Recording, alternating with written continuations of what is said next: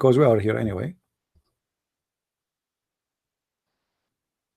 We don't change up the scenario, because you lot have specifically asked me. You said, you know what, our fast, we break fast at such and such time. Please, can you prolong it? You know that Muslims are going to be doing, the Taraweeh prayers in the masjid. Please, can you delay it for such and such time? It's going to be unfair because please delay it. And I done my very best. And I'm sure Christian Prince has been doing his very best. He's been on since about 9:30 for a whole hour and plus 2 hours now, just manning his own show and continuing doing what he does best. All right. So we prolonged it as much as we could. All I'm asking you guys now, to do is simply inbox me if you would like to come on to the show. All right. Inbox to the show.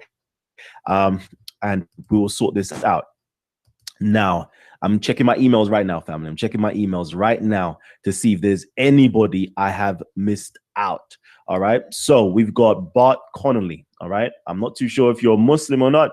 I might be biased here because it don't look like a Muslim name. But what is a Muslim name nowadays, eh? All right. So Bart Connolly, I have sent you the link. Okay. So if there's anybody else that would like the link, okay, especially Muslims, please holler at me. All right. Megatron, I've already seen your message. To do is go over into your Google Hangouts and you will see that I've already messaged you. Buddha Bing, the same thing as well. Just go into your Google Hangouts and you see I've messaged all of you guys. Okay, so you lot already got front row seats. All right, you lot are my regulars, you lot are my supporters, you lot keep our show running. So please, all right, if you want to come on, all you have to do is check your inboxes. Now, I've received several phone calls that people would like to actually ask Christian Prince a question. Unfortunately, because Christian Prince is going to be using Skype. All right, it's going to be very difficult to hook up the Skype with with the Hangouts. Okay, it's very, very difficult to do, especially on the laptop. So what I'm going to be doing, I will be calling Christian Prince momentarily. Okay, I'm just trying to make sure that it's all set up. All right, we've got my brother Zion Lex. Okay, Zion Lex says he'll be in London in July. I love to come to Speaker's Corner, Kalam. Yes, Zion Lex. We'll definitely love to get you on here, or get you in Speaker's Corner. We'll look after you as always. All right. So yeah, I know Christian Prince is ready. Don't get twisted. I know, please just bear with me for a little bit. I'm just trying to make sure that everybody, has come on who needs to come on, and then I'm going to open it up so we can have your grand. And just bear with me for a hot minute. Okay, my apologies. So again. Right now, Christian Prince is live. All right, it is vibrant on his channel. I'm there right now. We have over 3 tuned in. We have over 200 people tuning in on my channel right now. That's a mass total of 500 plus people ready to get involved with the discussion. Get into Christian Prince's mind and get into Titans TV flavor. Okay, so we're gonna start it real soon. Okay, family, we're gonna start real soon. But my subscribers, if I can get you guys to do me a favor, do me a quick favor. All right, those of you guys who are on laptops, if I can get you just hit a new tab. Okay, type in Arabian Prophet. All right, Arabian Prophet. Sorry, the Arabian Prophet. Let me actually quickly go onto his channel real quickly. All right, let me go onto his channel. So we got the Arabian Prophet right here. So as you can see, this is his channel. What I would love for you guys to do is simply click onto it. All right, click onto it and subscribe. I've already subscribed. I've already hit the bell icon. You know how I do. This is what you need to do. Subscribe to his channel, hit the bell icon, and show him the support and show him the love. I would love to cross-pollinate and make sure that, a very a good number of my subscribers gets to know about Christian Prince. If you're into Christian polemics, if you're into information to do with Islam and actually debating Muslims and learning new information, okay, this is the channel that you need to go. All right, this is the channel you need to go to. Check out all of his previous shows and posts. So, for example, we got some real controversial ones, right? So we got Who Killed the Prophet Muhammad. All right, this was the big one. And what do we learn from his death? Another one. Okay, so that's 127 views right there. We got the cutting of the hand of Saudi Prince. Okay, so we got so many different videos that Christian Prince puts out weekly. Okay, weekly he puts out very diverse shows. So please, I would love for you guys, if you have the opportunity, to open up a new tab, all right, and go there, subscribe, and make sure you say hello from the Titans TV family. If you could do that for me, please. All right, please. So again, let me get it started. I'm gonna actually ring Christian Prince right now. All right, and I know we've got a few corners family would love to actually get involved as well. Give me a little while, okay? We got different people trying. Give me a little while. I'm gonna get Christian Prince on right now, and it's gonna get heated up. If I can get Gabs, if you can come on real quickly, and Megatron, if you would like to come on real quickly as well. Yes, bro. What's happening? Whilst I actually get Christian Prince on. Go ahead. Peace, bro. What's happening? What did you want us to do exactly?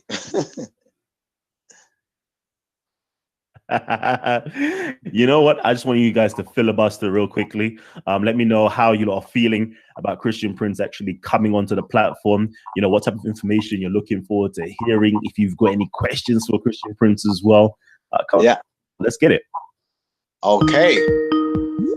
Now, me personally, I'm actually excited because I remember the first time you mentioned about a brother to me, and the brothers brought up some good points. You know what I mean? So to me personally, it'll be good to see how it'll be good to see how how most of his knowledge and the information that he has. And what I would love to see is some of our Muslim brothers in the community and stuff to come on, Muslim brother on and have a nice discussion and dialogue with them and see where it goes. So me personally, I'm just pumped, waiting to see when let's go. Oh, Megatron, what we say? All right. Can I just say I couldn't focus in college all day today because I was thinking about this debate. Christian Prince is the one Christian that puts the fear of Jesus into the hearts of Muslims. I challenge any Muslims to call in. If Zakir Naik was on Titans TV, I would be the first one there debating him. Muslims, do not be scared. Go on and we'll see what happens. All right.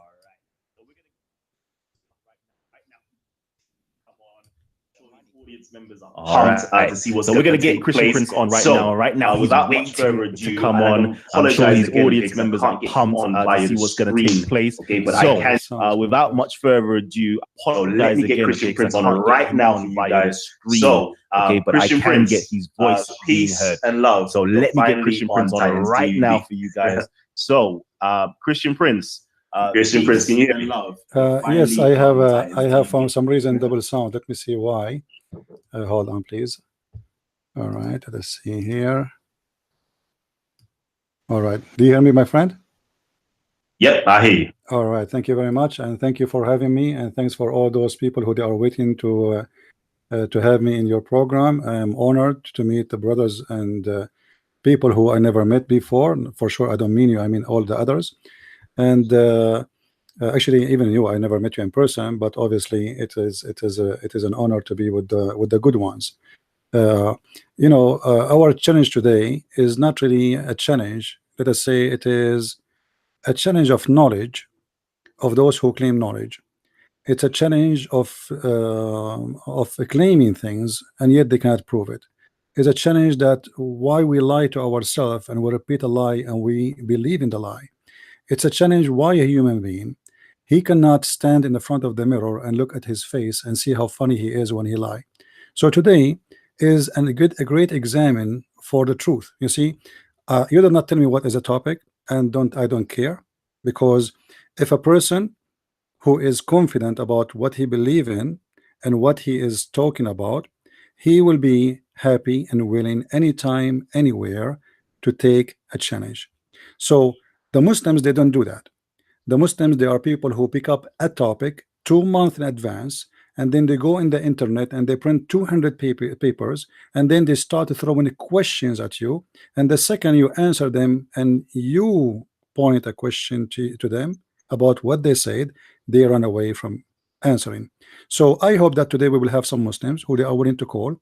And I saw your previous video saying that you asked many Muslims to come and debate me, and for some reason none of them show up, or none of them he said he there. And you mentioned Da'wah, I don't know the names, I don't know if you can mention again. You said Adnan Rashid, all the names who they are shiny names in England, but yet not even one of them he dare to be here. The question is why?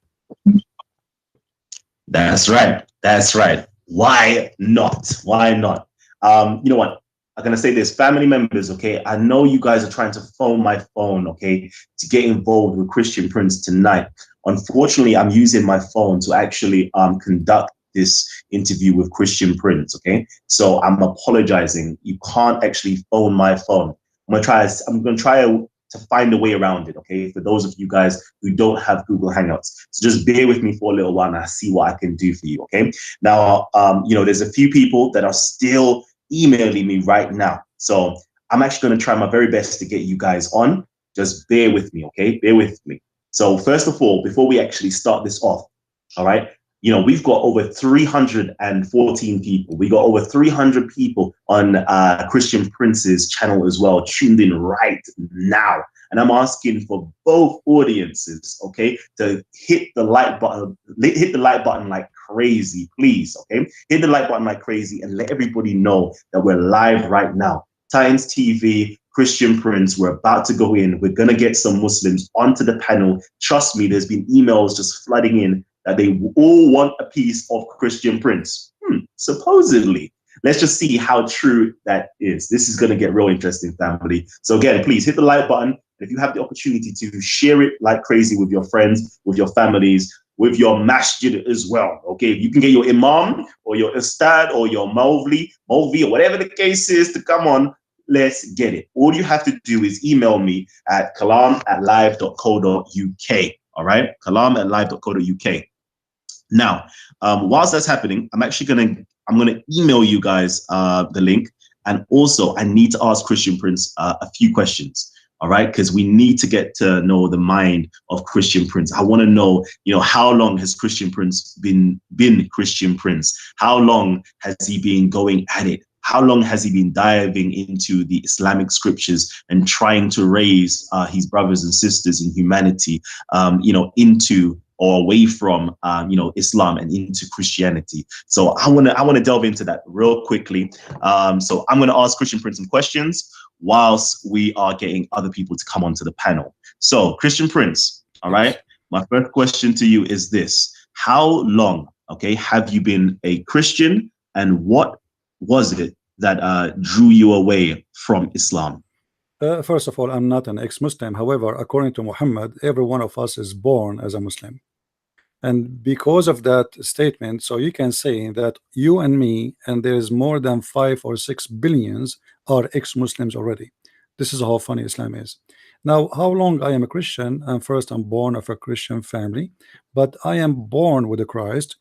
You know, let us say every day I'm born with him more, getting more closer. I am a sinner man. I don't claim to be a priest or a bishop. I'm like everybody, and I ask God for forgiveness for my sin. And this is what we Christians believe in, that we are born with a Christ in every day in our life. And about Islam, since I was a child, you know, Muslims, they challenge us as Arab Christians about our belief. Like they say the Bible is corrupt, Jesus did not die, Christianity is stupid, you know, you name it. So, and I look around me and I could not find really people who they can answer the Muslims, because Islam is, you know, is a violent religion, and nobody want to dare even to be involved in answering. Not because they cannot answer. There's many people that are educated, but very few they, let us say, dare to get involved in this topic. So me myself, I decided to study Islamic law, and I finished my degree in Islamic law, and I'm qualified to work as a judge in an Islamic Sharia court. But this is not how I get my knowledge, because in Islamic schools they teach you really nothing.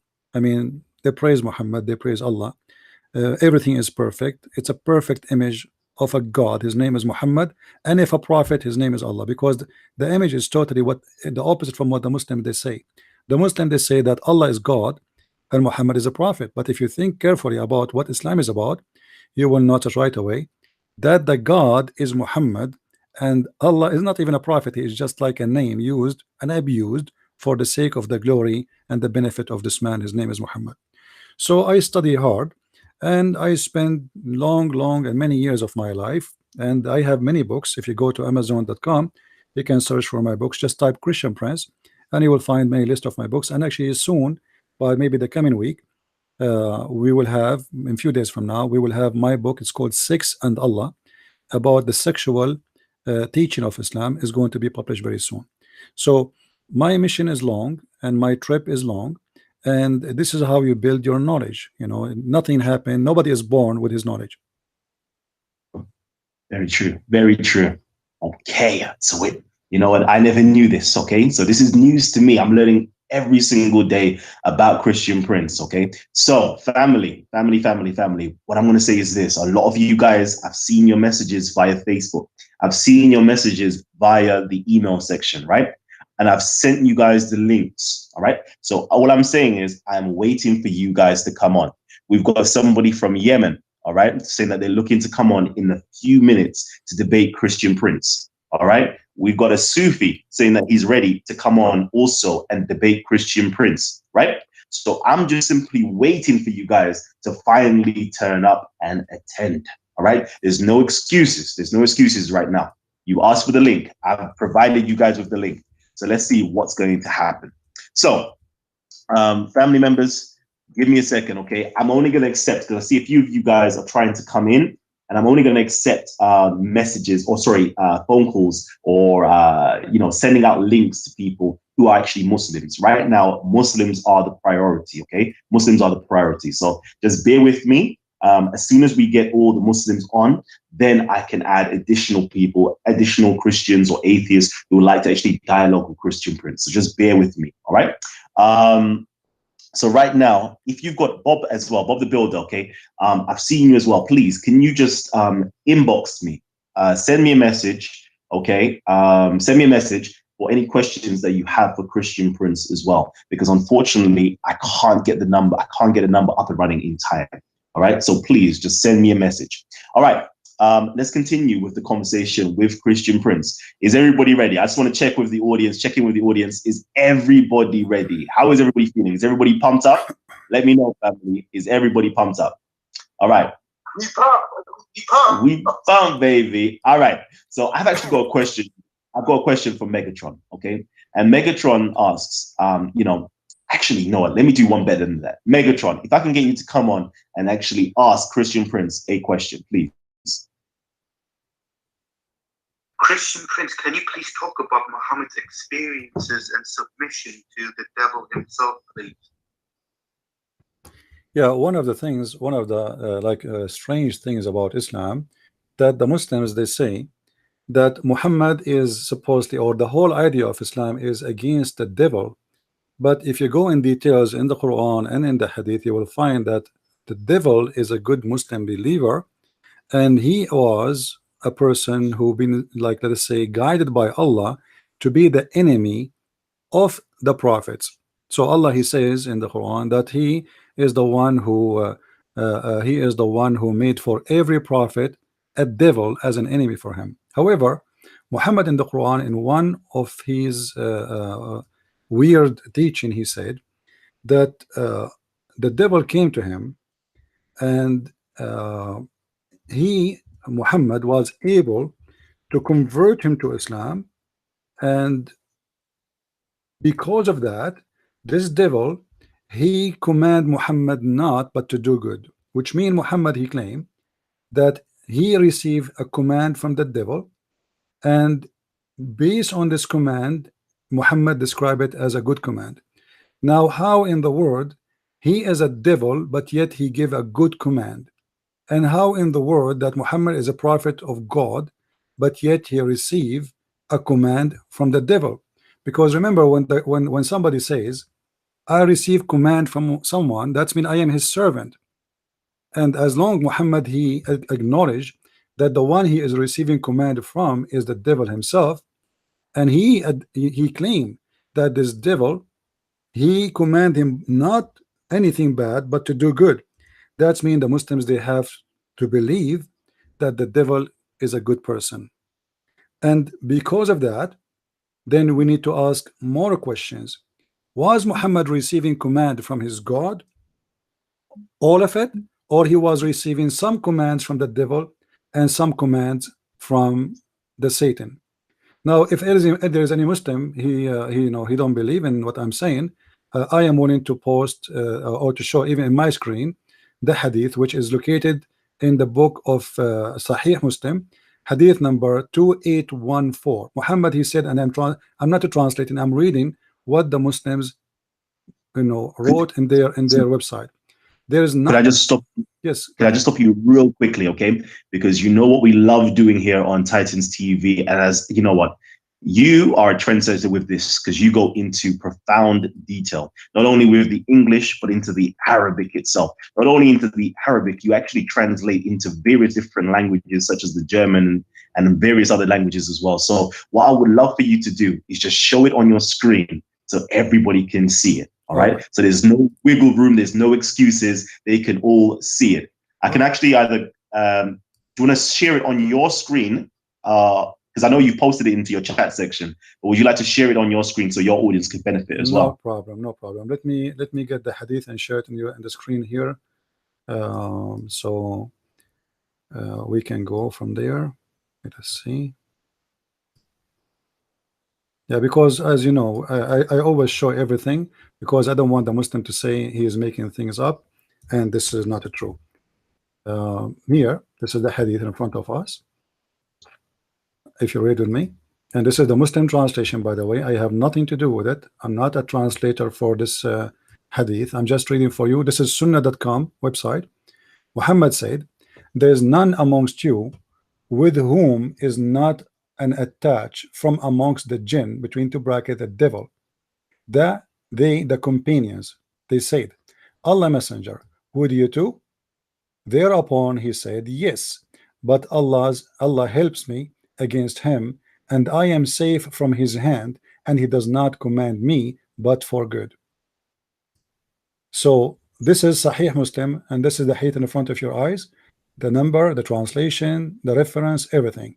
So Muhammad here, he admit with no question that he is receiving command from the devil. Now, where we can find the good command of the devil in the hadith and in the Quran and in the life of Muhammad? Because as long Muhammad acknowledged he received command from the devil, then we need to ask, what are those commands?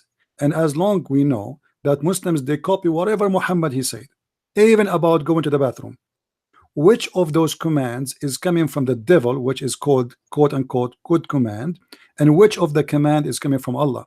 Is the command, the good command of the devil, is in the Quran? Is it only in the life of Muhammad? Is it in the hadith?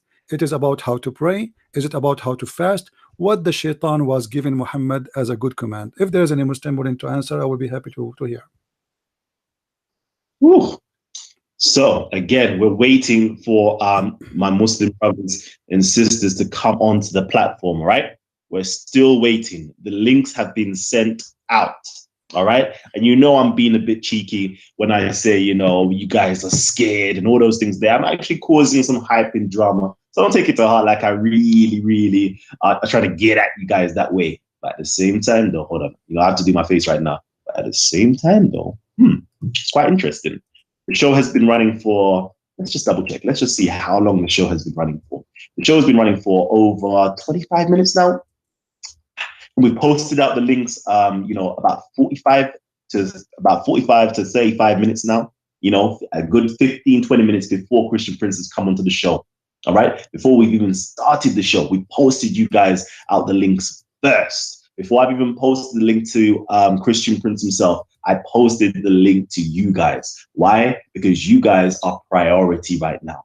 And I'm not saying that to belittle, you know, my beloved brother, Christian Prince. No, I'm saying it is because we are doing this. OK, me, Christian Prince, everybody else who's involved with these types of movement are doing this because we have love for you guys. If we see somebody that's, you know, drowning in ignorance, all right, we see someone that's drowning in ignorance, the only thing that's in our hearts to do is to literally put down our hands and to try to get you up out of drowning from ignorance. Whoa, what's going on?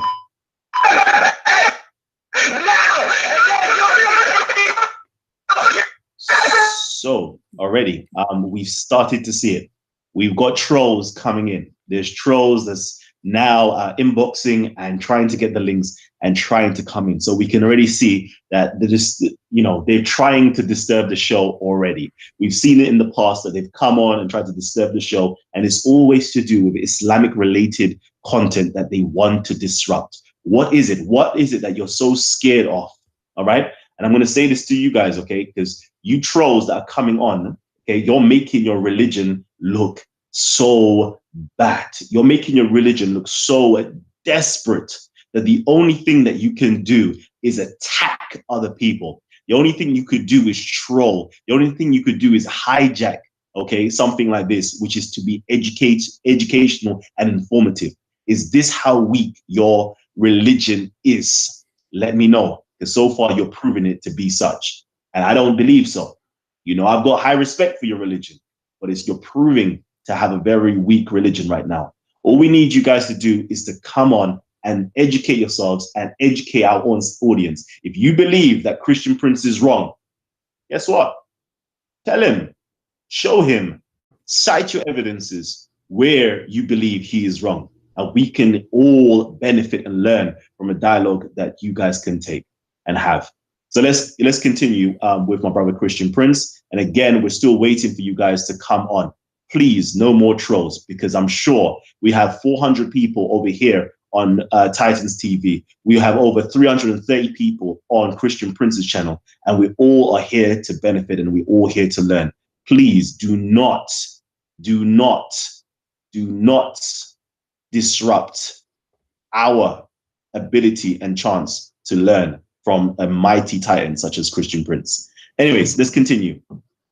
So Christian Prince, I don't know if you wanted to continue where you've left off. Well, the idea of Shaitan commanding a prophet of God, and he is the one who mentioned that. And then we hear in the Quran, as an example, if we go in the Quran, the God of Muhammad supposedly is talking, not him, not Muhammad. This is the God, supposedly Allah, saying, وَكَذَلِكَ جَعَلْنَا لِكُلِّ نَبِيٍّ عَدُوًّا شَيَاطِينَ الْإِنسِ وَالْجِنِّ. If we go to the translation, as you see, I'm using Muslim translation, chapter 6, verse 112. It says, Allah saying supposedly, likewise did we make for every messenger an enemy, evil ones among men and jinns. Now, here in the translation, it says evil ones, but the fact in Arabic it says shayateen. So Allah saying that He is the one who made the enemies for every prophet, the shayateen. So the shayateen are serving Allah by being enemies. If you read with me here a translation, as you see Muslims in front of your eyes, and thus did we make for every prophet an enemy. Who is the one who made an enemy for every prophet? It is Allah. And what He is making as an enemy, the shaitans. So here we ask ourselves, is a shaitan is a good guy or a bad guy? Based on this verse, shaitan is just a good Muslim doing his job. He is hired by Allah to be an enemy to you. Who is the one who hired the shaitan to be an enemy? It is Allah. Do shaitan have a choice to refuse the job? No. And as we know, all of us, that Islam believe in something called destiny, which means your fate is made, written. In the hadith, Muhammad, he speak about a debate between Moses and Adam. And Moses, he said to Adam, because of you, we are out of heaven. And because of you, we lost salvation. I mean, like we lost the heaven, we lost the Jannah. So Adam, he said to Muhammad, are you going to blame me for something written in my fate by Allah 50 years or 40 years, depending on the hadith, before Allah He created me? So here you will see that even the sin of Adam was not a choice of Adam. And Muhammad here, the most important, Muhammad, he agree about this.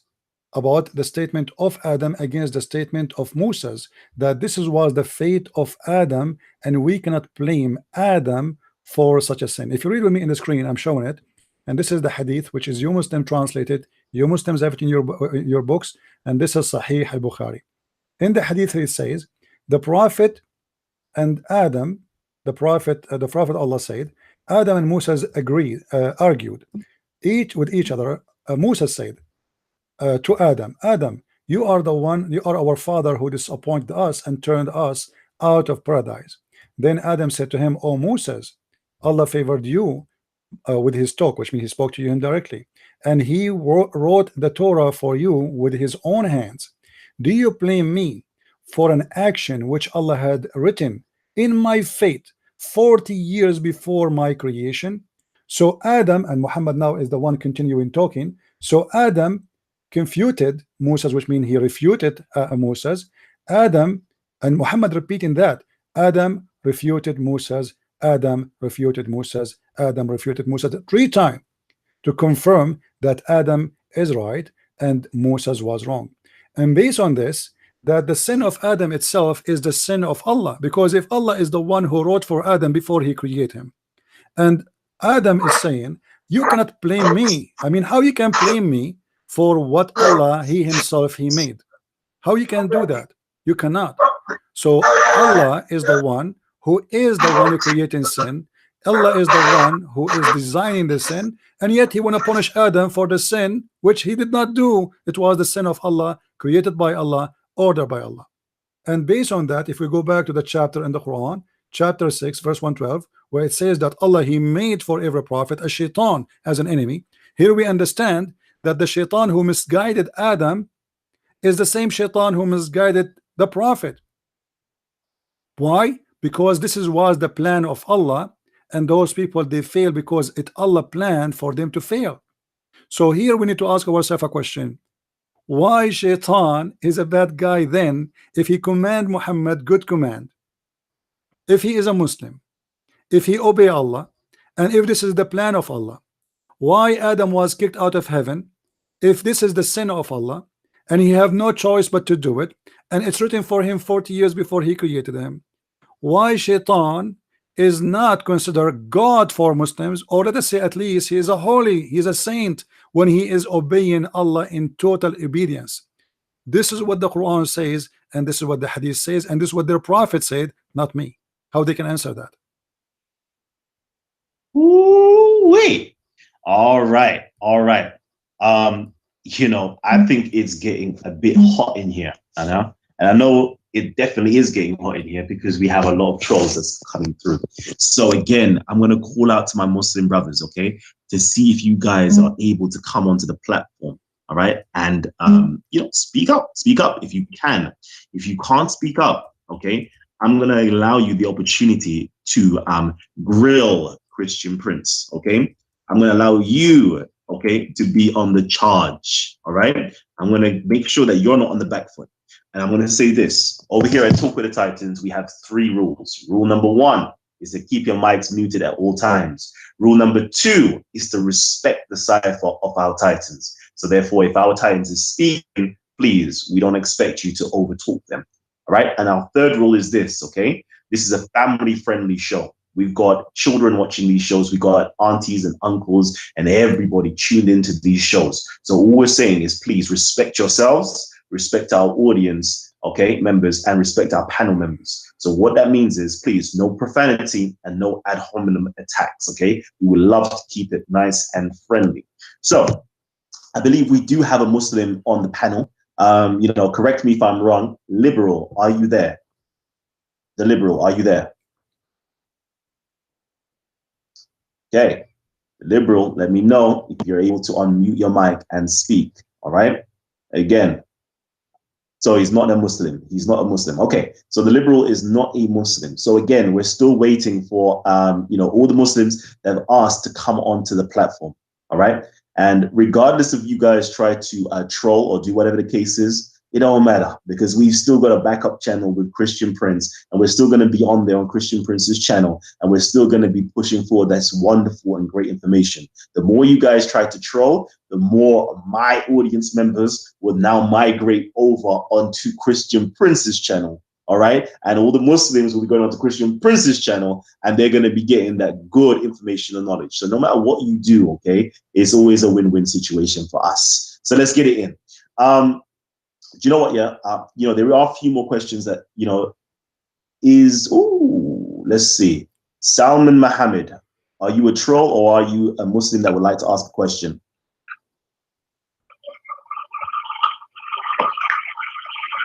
We're waiting for you. Salman Mohammed. Okay, I take it that you are a troll.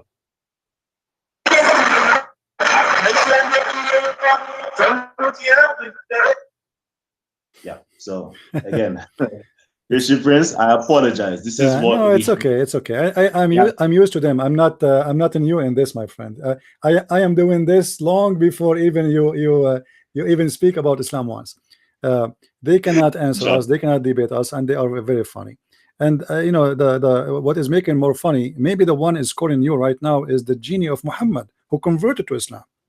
Maybe it's not a Muslim, because remember, the genie, the shaitan who became a Muslim is a good Muslim, and maybe we can receive a phone call from him so he can debate me. Maybe we can have finally a debate between a Muslim shaitan and Christian Prince. That would be amazing. Do you know what? Yeah, I was wanting to know this. Can the devil have children? Can the shaitans have children? And you know, are there walking, talking shaitans out there today? Well, please let us know. Yes. Well, according to Muhammad and according to the Muslims, shaitan he have children, and shaitan he lay eggs. And this is one of the funny. You see, Islam is a kind of a collection of fairy tale stories, and Muslims they copy paste, and nobody asks himself where this is coming from. All what they know, you know, the Prophet said, the Quran said, and as long it says that, so then we have to obey and we have to follow blindly. Now, what the problem is, as long as we mention the story of the shaitan in the Quran, which is he is the enemy of every prophet, but Allah is the one who made him an enemy, then we will find Allah in the Quran saying, are you going to follow Iblis? Iblis supposedly is the father of the devil. Are you going to follow Iblis and his offspring and his offspring? So the Quran confirmed that shaitan he have offspring, but here we have a problem. According to Muslim theology, there's only one genie was kicked out of heaven, because shaitan is a genie. This some people do not know. They think some people they mix between Christianity and Islam. In Christianity, Satan was an angel. In Islam, he is not. He is a genie. And this is what confirmed in front of us in the verse I'm showing you on the screen, chapter 18, verse number 50. This verse saying clearly that shaitan, Allah he ordered all the angels to bow down to Adam, which is very fishy and very funny, because why God he order anyone to bow down to anyone except God? The Muslim they say to us that we don't commit shirk and we are the only one who we bow only to Allah, but the fact it is Allah the first one who asked people to bow to someone else beside him. So here we see that Allah said, behold, we said to the angels, bow down to Adam. They bowed except Iblis, and he was one of the jinn. Then and he broke the command of his Lord. So he broke the command of his Lord, but the fact this is not true, because Allah he said all angels bow down except the genie, but the genie is not an angel. So this is a very stupid statement in the Quran. Imagine I say all dogs get out, and then I get angry from the cat. I said dogs. Angels are not genie, and genie are not angels. They are two different kind. So Allah ordered the angels. Why he's upset from the genie? That because it's a stupid mistake in the Quran. And then he says, continue, are you going to take him and his offspring as a protectors rather than me? So the Quran confirmed in this chapter that shaitan have an offspring. And because Allah, he kicked only one genie out of heaven, the Muslim now they have a struggle with this. How shaitan he have offspring if he have no partner, he have no wife? So they come with the method saying that according to what they learn from their scholars to scholar to prophet, that shaitan he have a penis in the right leg of his thigh, and he have a vagina in the left side of his thigh, in the other side. And then when he want to have sex with himself, he shake this with that, and then this is how he have a children's. And actually every day he lay 10 eggs, and from every egg he lay down 70 shaitan and 70 female shaitana. Shaitana in Arabic mean female shaitan. So this is the madness of this religion, teaching us that there is a creature who is somehow transgender, I don't know what you call it, but he can have sex with himself, and he can make himself lay eggs, and he can have children's just by sleeping with himself. In the same time, those children's are male and female, which is funny, because if the father is male and female in the same time, why the children's, the babies, are male and female? So obviously it's a fairy tale stories, and Muslim they love those fairy tale stories, and the Quran and the Hadith and the interpretation is full of it. And the more you read, the more you find how crazy this religion is. And you know what? If there is any Muslim, he want to say to me that what you said is a lie, I challenge you. Call us right now. Say, Christian Prince, I challenge you to show us in the screen the reference of shaitan have a penis. I challenge you to show us where he have a vagina. I challenge you to show me where he can have eggs. Why you don't Muslims you call and challenge us, so everybody either will laugh at me or will laugh at the teaching of Muhammad. Ooh, wait. Jeez, my brother is going in right now. So again, family, I'm here, okay? I'm trying to go as easy as possible with you guys. So Christian Prince has just been laying down the pipes, all right? And so far, I'm not getting anything in terms of a response back from you guys. You guys have emailed me from earlier on this afternoon, right? Earlier on this afternoon. I'm still waiting for you guys to jump onto the panel. And it seems though you guys are not going to jump onto the panel. So, and we've got over 400 people tuned in right now. So family members, okay, we've got over 400 people tuned in right now. Can I get you guys who haven't already hit the like button to please hit the like button? Show your support for Christian Prince by hitting the like button, okay? Show your support for Christian Prince by hitting the like button, as well as showing your support, for Titans TV by hitting the like button, okay? Please do that. Show your support by hitting the like button for Titans TV. Show your like and support by hitting the like button again for Christian Prince. Awesome. Again, you know, I'm going to stop talking about them because it's just getting real redundant right now. So if it's possible, family, if it's possible, I'm actually going to go over to my messages. All right. I'm going to go over to my messages, and I've got Bob the Builder. He actually asks a question, right? And I'm going to get the question out to you guys. Just bear with me for one hot second. Okay. He asked the question and it's concerning textual variants inside of the Quran. All right. For those of you guys who don't know Bob the Builder, please go check out Soko Films. Soko Films. He's a Christian apologetics at Speaker's Corner. He is, you know, if not, I think personally he's taken over the spot from Jay Smith. He is literally taking over Jay Smith's spot at Speaker's Corner. So if you want to learn more about Christian apologetics, please tune in to Soko Films and watch him debate live with Muslims. All right. Okay, so his question is this. Hafs Quran, Surah 10, verse 2, says the word magician, la sahirun. Ibn Jamaz's version says la sihrun, magic. One is speaking of Muhammad, the other, the Quran. But these are Qurans clearly different. Could he comment on this and other textual variants between Qurans? I'm not too sure. What chapter, my friend? What chapter you said? Chapter 2? Chapter 10, verse 2. Verse 10. Yeah, all right. Okay. Verse 2. All right. And the question again, repeat, please. Your voice was cutting.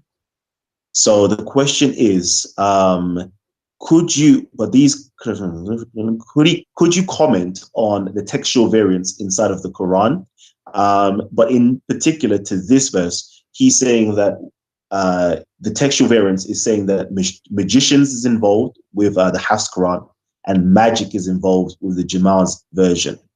Well, so I don't know if you know, we don't want to make it complicated, because there is, you know, the text in the front of us is speaking about that when Allah he sent his prophet, people they say he is a magician. And here we have a funny statement. Why the people they are saying that he is a magician, and how he can be a magician when Muhammad he did not do any wonder. But the fact here, what people do not notice, that the Arab in the Middle East, when they say sahir, it doesn't mean that he is a magician practicing magic. It can mean that he is a person under the influence of magic, which means himself he is possessed in other way in the Christian, let us say, dictionary. So we say someone is possessed by the devil or by demon. So here they are saying that Muhammad is a person who is under some kind of magic. And actually, if you go in the Quran, you will see that the magic itself is not something bad in Islam. It is Allah himself who opened a training school for magic. So the Quran speak, as an example, that there is two angels, their name is Harut and Marut. If we go to chapter 2 verse 102, Harut and Marut, we can go there, and those two angels, Allah he sent them in the tower of the Babylon.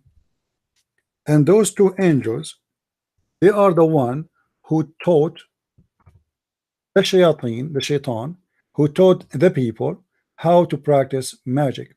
So the source of magic, according to Islam, is coming from Allah, and Allah is the first one who opened a training center to teach magic by sending two angels down using the Babylon tower. And this is coming from an old legends where people they believe that God he sent two angels who they are specialized in teaching magic, and he sent them in the Babylon tower, and one of them is Harut and the other one is Marut, and this is coming from the east of the north of Iraq territory legends, where people they believe in this madness, and Muhammad he adopted. And then you will see here it says that Allah, when he sent those two angels, he taught those angels to make a disclaimer, which means if before you join the school and you wanna join Horibooter training, you have to sign a disclaimer. What is the disclaimer? It says, we are only for a trial, so don't do blasphemy. They learned from them the means to sow discord between the man and his wife. So Allah he sent two angels to teach magic in order to make the wife and the husband fight. If we go back to the verse you quote for me, which is accusing Muhammad to be a magician under the influence of magic, here we find Allah he reject that, but yet he is the one who created the magic, and supposedly the magic is a trial from Allah. And then if we connect that to the verse we just quote before, that Allah he is the one who appoint shaitan against the prophet. If you remember, he is the one who appoint the shaitan or shayateen against the prophet. So if shaitan learn magic, and magic is coming from Allah, and Allah appoint shaitan to be against the prophet, and the prophet was accused that he is controlled by the black magic or by a magician, and this is all is the plan of Allah. So why the Muslims and why the Quran even here is declining such an accusation against Muhammad? Actually, if we go in the hadith, you will find that Muhammad he agreed that he was under the influence of a black magic, and he himself he start imagining things never happened. And this is exactly what the people said to him. They were not saying to him that he is a magician. They were saying to him, you are under the control of the devil, and you are a person who is under the black magic. So if we go here, let me show you the hadith. There's many of them, but one of the most funny ones I find it. The prophet continued for such and such period of time, imagining that he has slept, had sexual relationship, which means with the wives, but in fact he did not. So the prophet he was imagining. Why he was imagining? because the story continue, and the two angels who they are in charge of such kind of illness, which is the magic. Two angels, they came to Muhammad's room, and as you see here, Muhammad described them as two men. There are come to me two men, one of them sat near my feet and the other near my head. The one near my feet asked the one near my head, pointing at me, what's wrong with this man? So now we understand that there is something wrong with this man. This is not good. This is not good. Something wrong. The other one replied, he is under the effect of a magic. And this is what the people, they were saying to Muhammad, you are just a person who is possessed.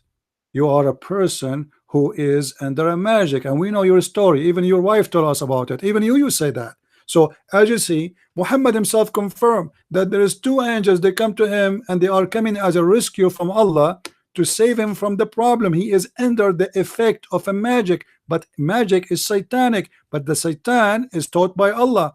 By who? By the two angels, Harut and Marut, and they are obviously the same two guys who came to Muhammad to save him from the issue, because they are the master of magic, and they are the one who taught magic, as we saw in the previous surah. So they are saying to him, you are a possessed man, you are a person under the influence of the devil. How we can believe thee? You must be a false man. Ooh, wait. Now that's powerful. That is absolutely powerful. And again, okay, I'm actually giving up any form of hope that some Muslims will actually come onto the panel and discuss. So what I'm asking you guys to do right now, okay, is to send in your questions. Send in your questions via email. Unfortunately, we've got too many people. I'm not complaining that we've got so many people, viewing Titans TV and the Arabian Prophet Christian Prince's channel. I'm not complaining, but the only way I'm able to, vet these questions and ask these questions is if you guys email me over your questions. And so far, we actually do have a Muslim that has, emailed us over a question based upon the hadiths that my brother Christian Prince put up. So let's see. Give me one hot second, family. I'm just going to pull up the question right now, or the comment that was made. So this is made by somebody by the name of Bin Hamud. Okay, Bin Hamud or Bin Humud says this. Hi, your speaker made reference to two hadiths at the start, but misconstrued its meaning. Sahih Muslim referring to the jinn. The Muslim understanding is that the jinn, much like humans, are of tribes and nations. They are not all necessarily evil. Some are even Muslim and some are righteous. And all are subject to divine law and judgment. Allah commanded the jinn to serve Solomon, for example. The hadith did not make reference to Iblis, the fallen devil. It mentioned the jinn in the context as a whole. Number 2 point, or second point, the speaker then makes references to a second hadith in which he mentions that Allah created the jinn to distract the prophets and to attempt to deviate them from righteousness. Muslims believe that there is no soul created by God so perfect as not to commit sin. The prophets too are not exempt from sin. This is a fact known to all Muslims. I'm already going to say to you this. I already seen where you've just opened up yourself for an onslaught from Christian Prince. So Christian Prince, this is the first person, the only Muslim that was brave enough to actually rebuttal anything that you had to say, and they've done it via email.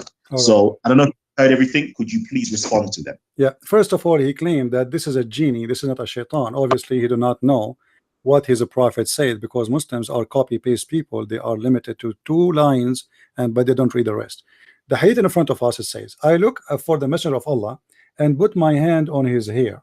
He said, your shaitan has come to you. I said, don't you have a shaitan?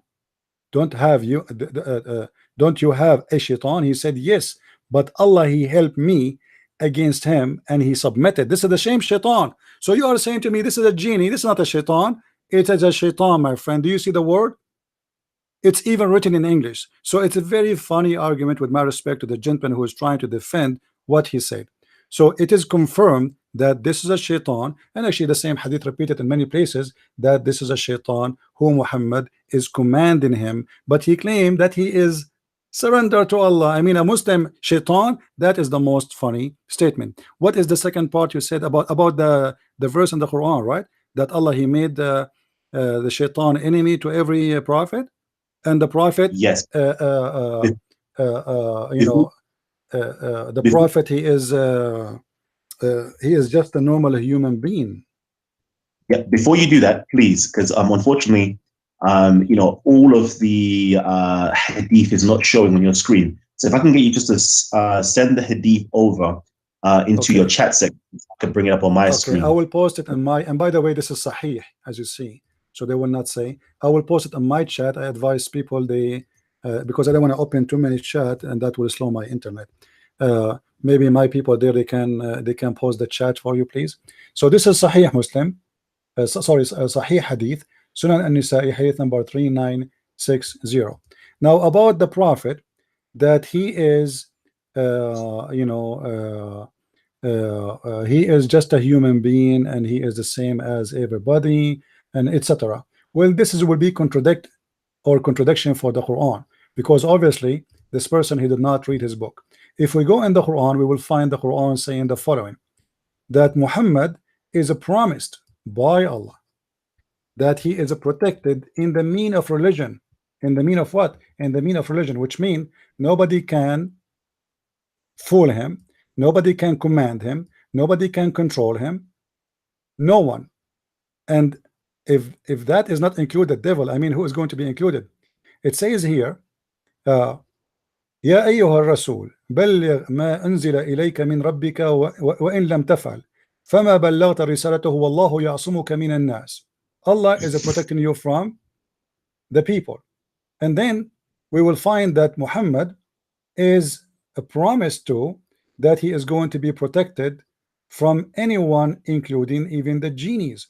So if the prophet is just a human being, then how the Quran says that he is protected, and he is the one, he is preserved from any harm, from anyone to do black magic on him? Because remember, even the black magic, the Muslim, they claim that Muhammad it was done to him by a Jew, and this Jew, his name is well known. His name is Lubayd ibn al-Asam. Actually, the hadith we have in the one we showed you about the two angels, even they mention the name of the person, and they claim that even his daughters are involved of this story. As you see here, it says it was a guy, his name Aisha, she said, his name, the magician, his name is Lubayd ibn al-Asam, and he was a man from Bani Zurayq, and he is an ally of the Jews. So he is a person, a man, a human being who made magic for the prophet, but yet the Quran claim that the prophet is protected from mankind and even protected from the genie. But yet we find that the genie, who is a shaitan in this case, because this guy forgot that shaitan and genie is the same. Now he said something funny. He said this is not Iblis. I mean, this is funny, because who care? The shaitan is a shaitan. He is the first shaitan, he is the second shaitan. Who care? You're a prophet, he said, my shaitan, he became a Muslim. I'm not going to ask him if he meant Iblis, the first shaitan, or the last one. What we care for, that he is a shaitan, and shaitan is a name of the devil. The devil, the first one, Iblis, is the one we spoke about him. He lay eggs, as we showed you. Actually, maybe this guy, I don't know why he did not mention it. We can go right now and we can show in the screen from the official Islamic website of Saudi Arabia that shaitan, he had sex with himself, and he had sex with his vagina by entering this into that, which means his penis. And as you see here with me, I hope this Muslim is watching, and I hope he speaks Arabic. That will make it easier. They said a person, he asked one of the companion, he said, about the Quran saying that shaitan, he have offspring. He said to him, do shaitan have a wife? فقال هل لإبليس زوجة؟ فقلت إن ذلك عرس لم أشهده. He said, do shaitan have a wife? He said, you know what, this is a wedding I never attend. This guy is a comedian. Then he continued, he said, and it says, according to the scholars, and وقال مجاهد, this is Mujahid, not me. Inna Iblis, this is the first shaitan. Iblis is the father of all shaitan. أدخل فرجه في فرج نفسه فباض خمس بيضات. Iblis, he did if this, he entered this with that. فرجه بفرجه, which means his penis with his vagina. And he lay 5 eggs. And this is the origin of his offspring. So when this guy, he says to me that this is not Iblis, this is shaitan, he forgot that it's the same family, it's the same thing. Who care? I mean, shaitan. If you're Muslims, you believe that every human being have a shaitan, and Aisha, she have a shaitan, and I have a shaitan, and Muhammad have a shaitan. This is not my business, your belief, but still at the end of the day, he is a shaitan, and he is a genie in the same time. Because obviously this guy, he forgot that the Quran says that Allah, he ordered the angels to bow down to Adam, except shaitan or Iblis, and he was one of the jinn. So this is the nature of the shaitan. He is a genie. He is from the kind of the genie, but yet still he is a shaitan in the same time. So you want to say to me he was a genie? It's true. He was a shaitan. Your prophet witness for that. So he is a shaitan and he's a genie. It's like you are saying to me that Fidel Castro is a human. We know that, but he's from Cuba in the same time. So he is a human. This is his kind. But he is still shaitan. That is what your prophet is teaching. So I find always that the Muslims, they have a very weird logic. If we continue reading here, this is by the way Tafsir al-Qurtubi, and this is the official government of the Kingdom of Saudi Arabia. So people will not say I'm making things up. Let me zoom in, please. So you, all of you can see where I am getting those reference from. This is not my made. This is Tafsir al-Qurtubi.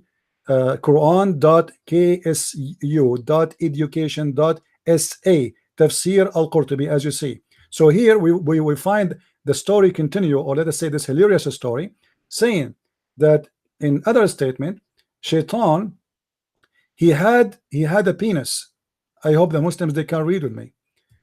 And it says that Allah, he created for him in his right thigh, in his right leg, a penis, and he created in the left leg a vagina. So he if this by that, and every day he lay 10 eggs. فيخرج له كل يوم 10 بيضات ويخرج من كل بيضة 70 شيطانا وشيطانا فهو يخرج ويطير. Let us translate.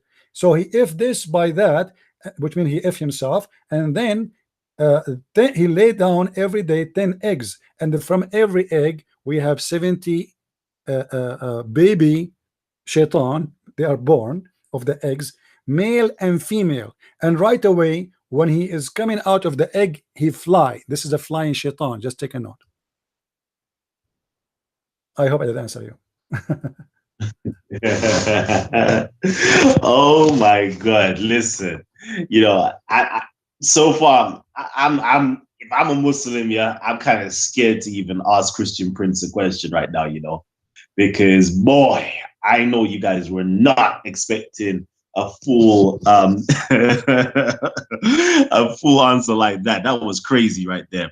So you know, let me just actually go back into the question. Let me go back into the question and find you know, there's a certain part that I did want you to touch upon, you know, and it's definitely relating to Christianity. It says here, the speaker then makes reference to a second hadith in which mentions Allah created the jinn to distract the prophets and to attempt to deviate them from righteousness.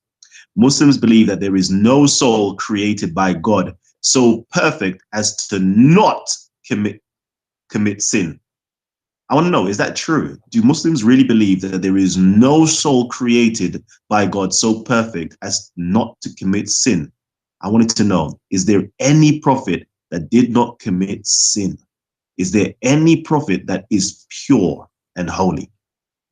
You want me to answer, or you are waiting for the Muslims?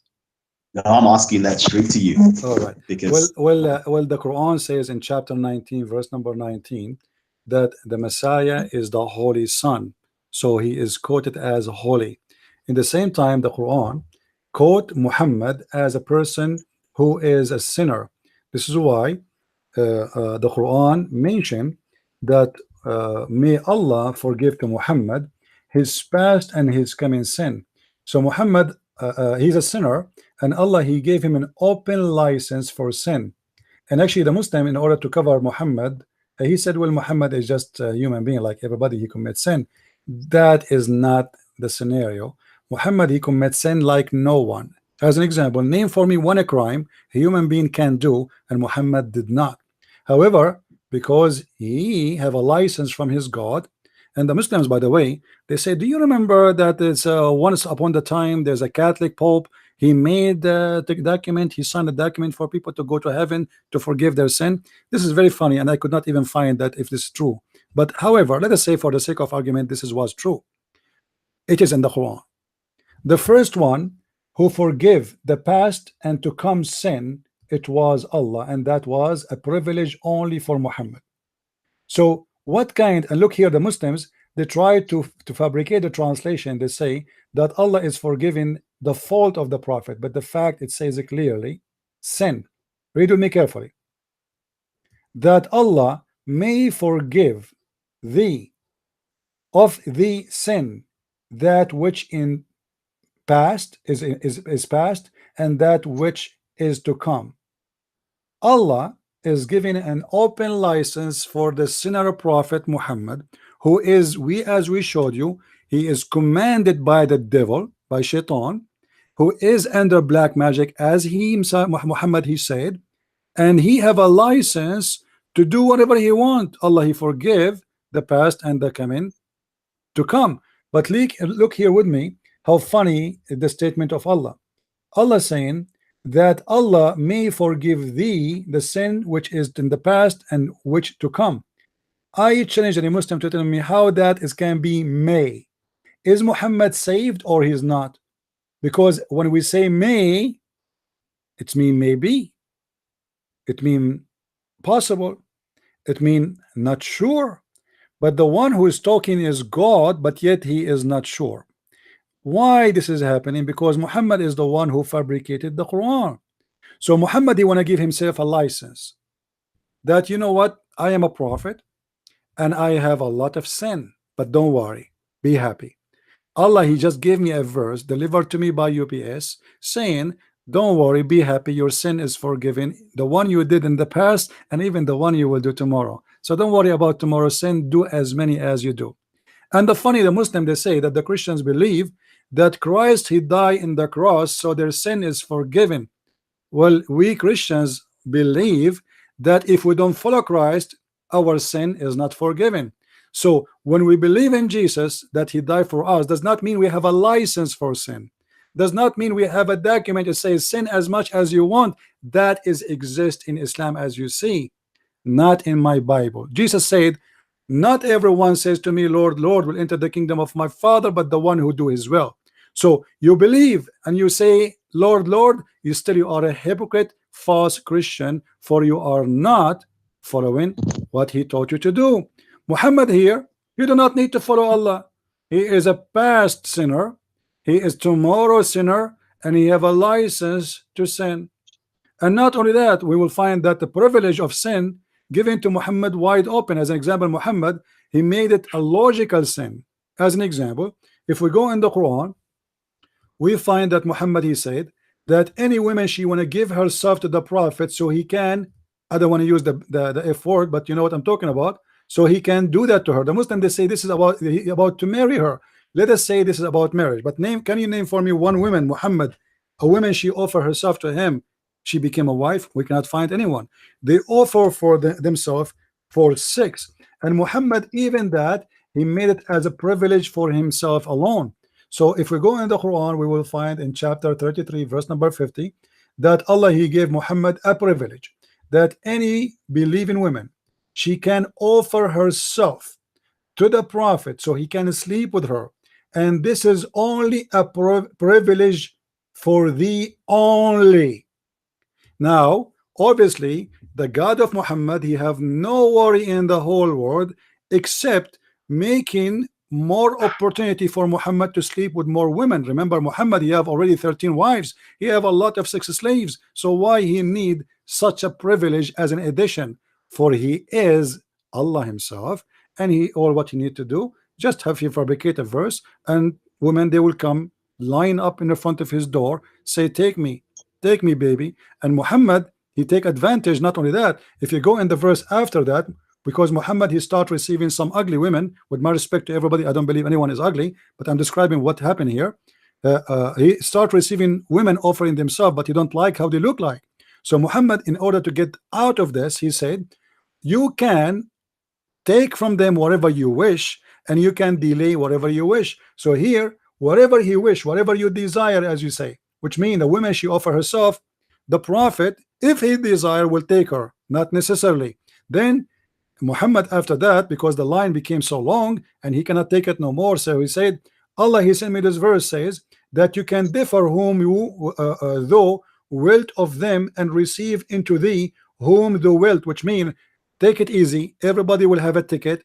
If I accept you, you will go to my bed. If not, I am busy, sorry. So everything is in the Quran. Muhammad, he is using Allah as a way to take over women of people who they are around him, and those naive people, they are submitting themselves to Muhammad for sex, and this is supposed to be a privilege. And not only that, if we go to the interpretation of this chapter, we will find Ibn al-Arabi, he said that if the prophet he have many privileges, he counts 16. One of them, if the prophet eyes fall into a woman, her husband have immediately to divorce her so the prophet can take her. And yet this person, he says to me, well, the prophet is just a normal human being like everybody who do sin. I don't think this is normal. I don't think somebody, as an example, when Muhammad, he go and he flirt with the wife of his own son, and he said to her, praise be to Allah, the one who made my heart to flip for you. I don't think this is normal. I never heard of someone even go to his friend unless he is a very bad person.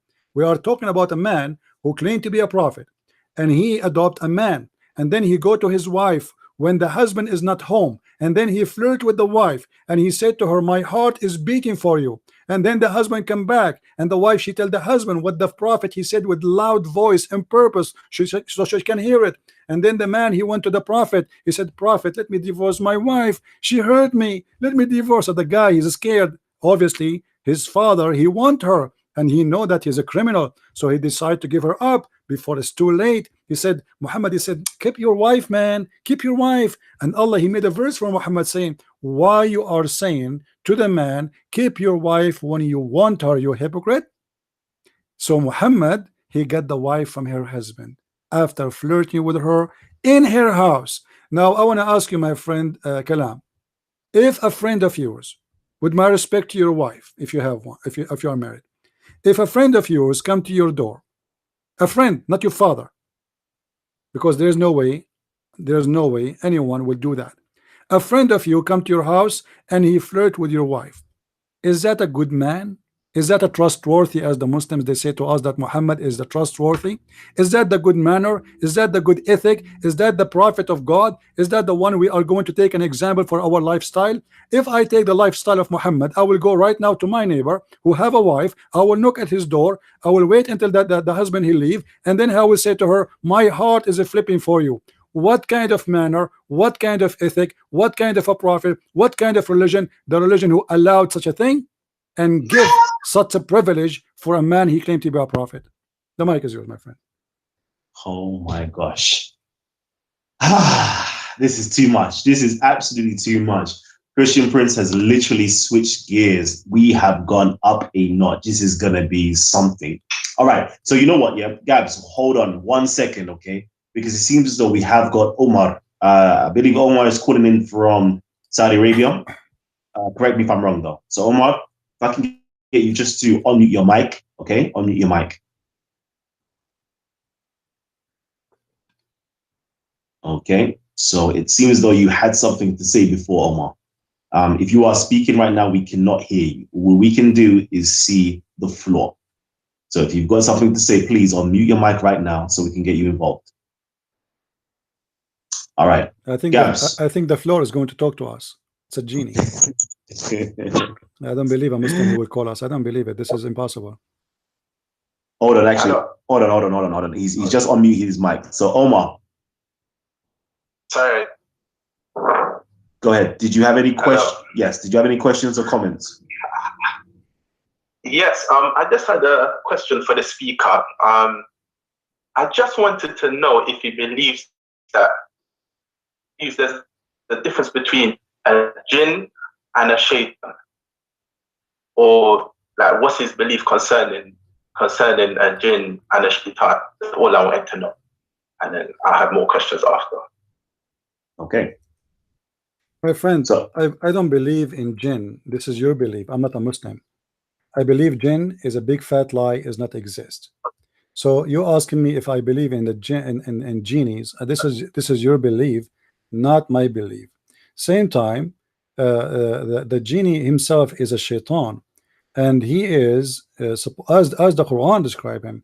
So you're asking me what the difference between them? There's no difference. It's the same kind, except that the first genie who disobeyed Allah and he was kicked out of heaven, his name is Iblis. And then he have children by having sex with himself, as we showed you in the screen from your Islamic reference from Saudi Arabia. And as long as you are from Saudi Arabia, I'm sure you are familiar with the website I just showed in the screen. So Shaitan, he is Iblis, the first genie who disobeys supposedly Allah. Why? Because he refused to bow down to Adam. So genie and Shaitan is the same. However, Shaitan is one of the jinn who disobey Allah, and then because of that, Allah he kicked him out of heaven. Why he kicked him out? Because he refused to obey Allah and to bow down to Adam. But if you ask me, Shaitan is right. Why Shaitan in the world is going to obey Allah to bow down to Adam? Do you have an answer? What is the reason for Allah to ask the Shaitan, or to be angry from the Shaitan for not bowing down to Adam? okay. So Omar, if I can get you to open up your mic, unmute your mic again, and I'm just gonna remind you the rules, okay? Once one of our Titans is speaking, you need to keep your mic muted. Everybody needs to keep their mics muted at all times, okay? When you've been given the time to speak, that's when you can open up your mic. So right now, you've been invited back on to respond. Okay. So again, I just wanted to know, are all jinn shayateen? That's my question. Yes or no? Are all jinn shayateen? No, according to Islam, and this will make it more funny, according to Islam, yes, there's some genies are Muslims, there's some genies are Christians, and there's some genies are atheists, and there's some of them they are communist. But I answered you, my friend. Regarding the hadith we mentioned about your prophet, he said the word shaitan, my shaitan. He did not say only a genie, he is a shaitan. So the prophet was commanded by a shaitan. If he mentioned only the word genie, then you can say, well, maybe this is just a normal genie. But he said the word shaitan, not me. What you can do with that word? All right, go ahead, Omar.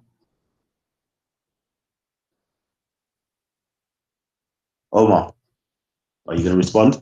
I know. So he's saying not all jinn are shayateen. Is that what he's saying? Because we believe that every human being is assigned a jinn. Oh, so he did not say shayateen. Okay, let me answer you then. Let me answer you, my friend. Here we go. It's in the front of you. Obviously, you do not know what your prophet said. Read with me. Read with me carefully. It was narrated from Ubaidah ibn al-Walid, etc. I look for the messenger of Allah, and the one is talking is Aisha, and I put my hand on his hair. He said, your shaitan has come to you. I said, don't you have a shaitan? Shaitan, not a genie. He said, yes, but Allah he helped me against him and he became a Muslim. And let me show you the word in Arabic. As long as you claim to be from Saudi Arabia, let us see if you can read Arabic, which is going to be funny if you are from Saudi Arabia but yet you do not know Arabic. It says, قد جاءك شيطانك فقلت أما لك شيطان فقال بلى ولكن الله أعانني عليه فأسلم. It came to you your shaitan. She said, and don't you have a shaitan? He said, yes, I do, but Allah he helped me against him and he became a Muslim. We have a Muslim shaitan, my friend. Shaitan, he did not say a genie. The word is in front of you. And this is your Muslim translation. And this is your Muslim website. And this is your Muslim hadith. And the one is talking is your prophet wife Aisha reporting the speech of your prophet. The mic is yours. Omar, yep, go ahead. Hello. So what the speaker is saying, that a shaitan cannot become a Muslim. Is that what he's saying? And if he is, can he provide proof for that? Because at the end of the day, shaitan can be from amongst mankind and from among jinn kind.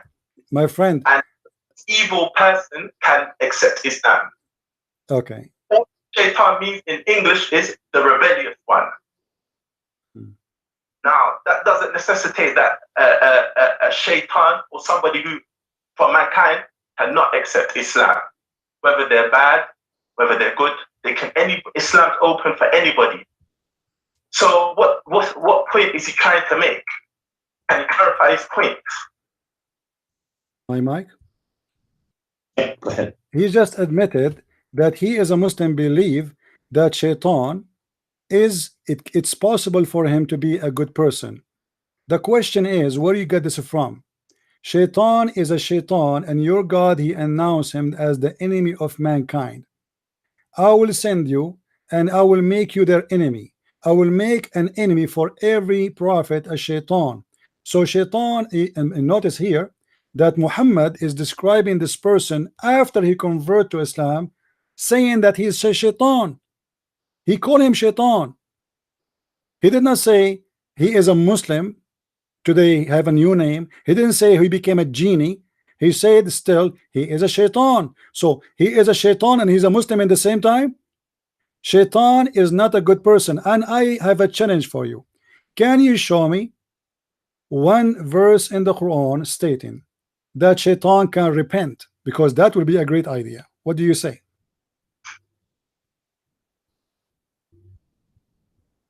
Say that again? Sorry.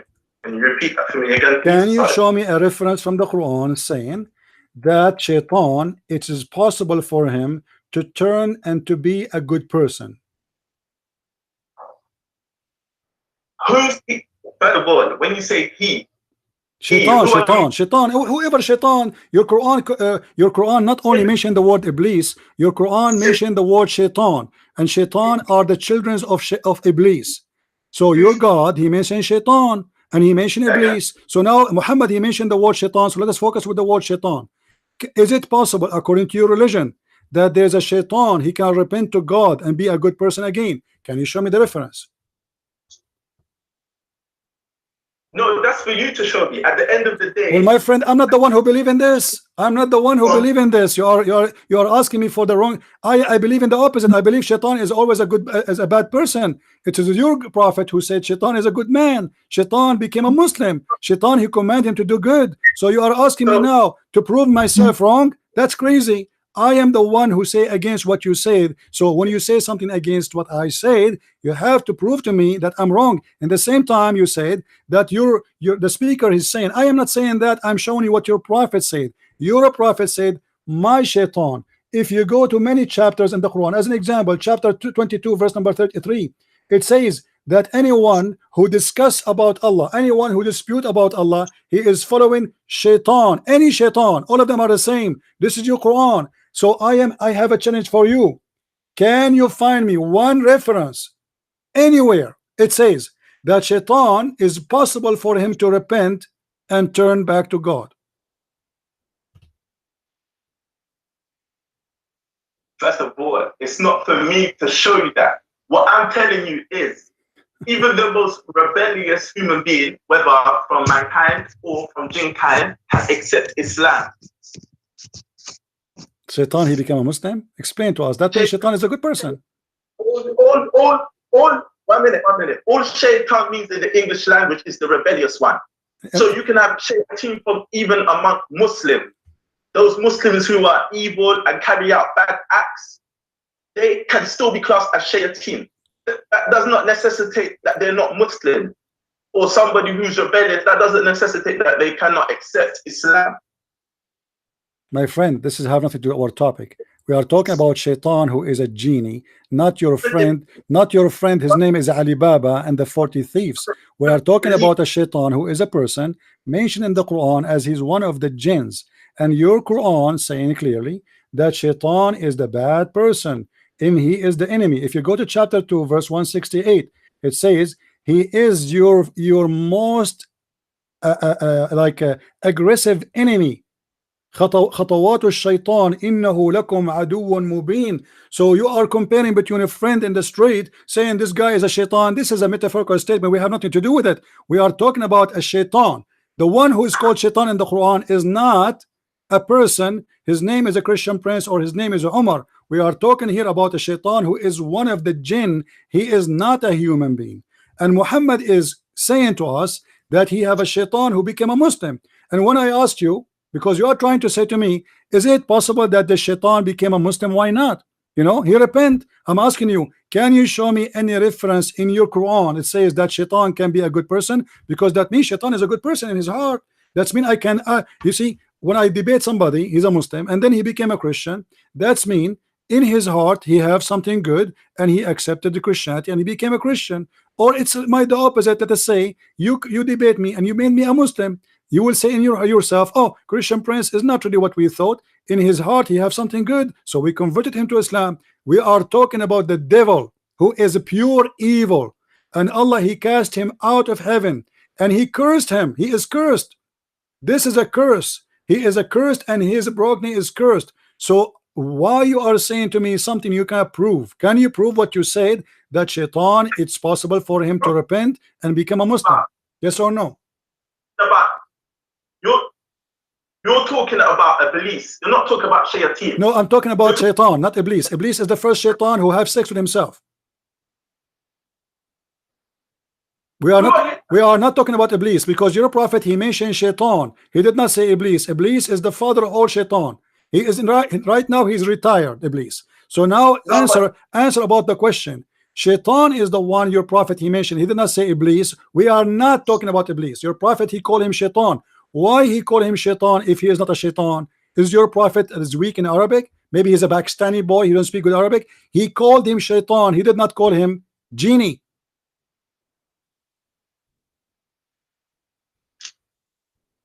So you know what I'm going to do right now? Okay, I'm going to just switch it up small. I'm going to switch it up small. We can continue this dialogue, but let me switch it up because I know we've got so many different people want to get in. So hold on. I want to get Muslims on first, okay? So I believe we have Moe. Moe, you're Muslim, right? Yo, talk to me. Yes, can you hear me? Yes, I can hear you. Did you have a question? Yes. The guy speaking, is he? Can you see me or? Yeah, he can hear you. He can definitely hear you. Can you see me? No, we can see his blackness, darkness. Okay. So this speaker, is he an Arab? Because I just tuned in. I was sleeping. I just spoke up because I tried to get this done earlier. You said you couldn't. I just woke up and tuned into your channel, and I can hear an Christian prince. Is he an Arab? Yes, he's an Arab. He's an Arab. Did you have a specific question to Christian prince? Well, I just tuned in and I heard speaking about shaitan or something like that. Okay. Is he referring to a shaitan or the shaitan? Do you know what? I would rather just move from that topic, because that's the topic that Omar has been trying to deal with. I know that you've emailed me prior that you definitely wanted to get on and actually challenge Christian Prince. So is there something prior that you wanted to challenge Christian Prince on, so we can have a nice productive conversation?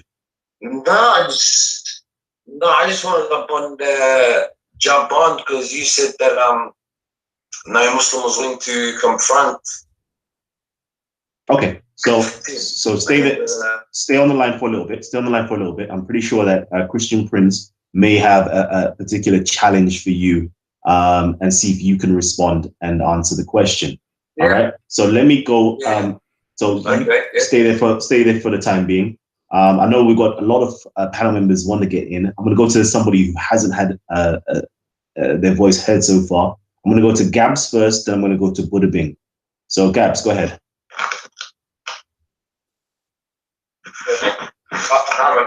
Just a quick one from me. I've just been listening. Brother Christian Prince has been dropping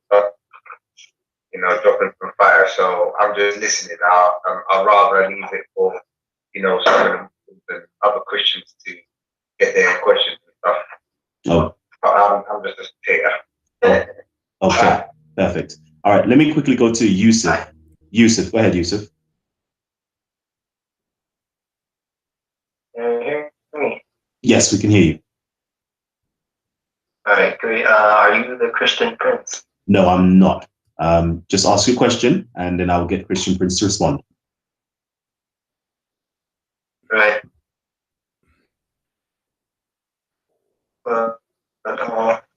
I had a few questions before, but you guys can move on. I'll ask my question 5 minutes later, okay?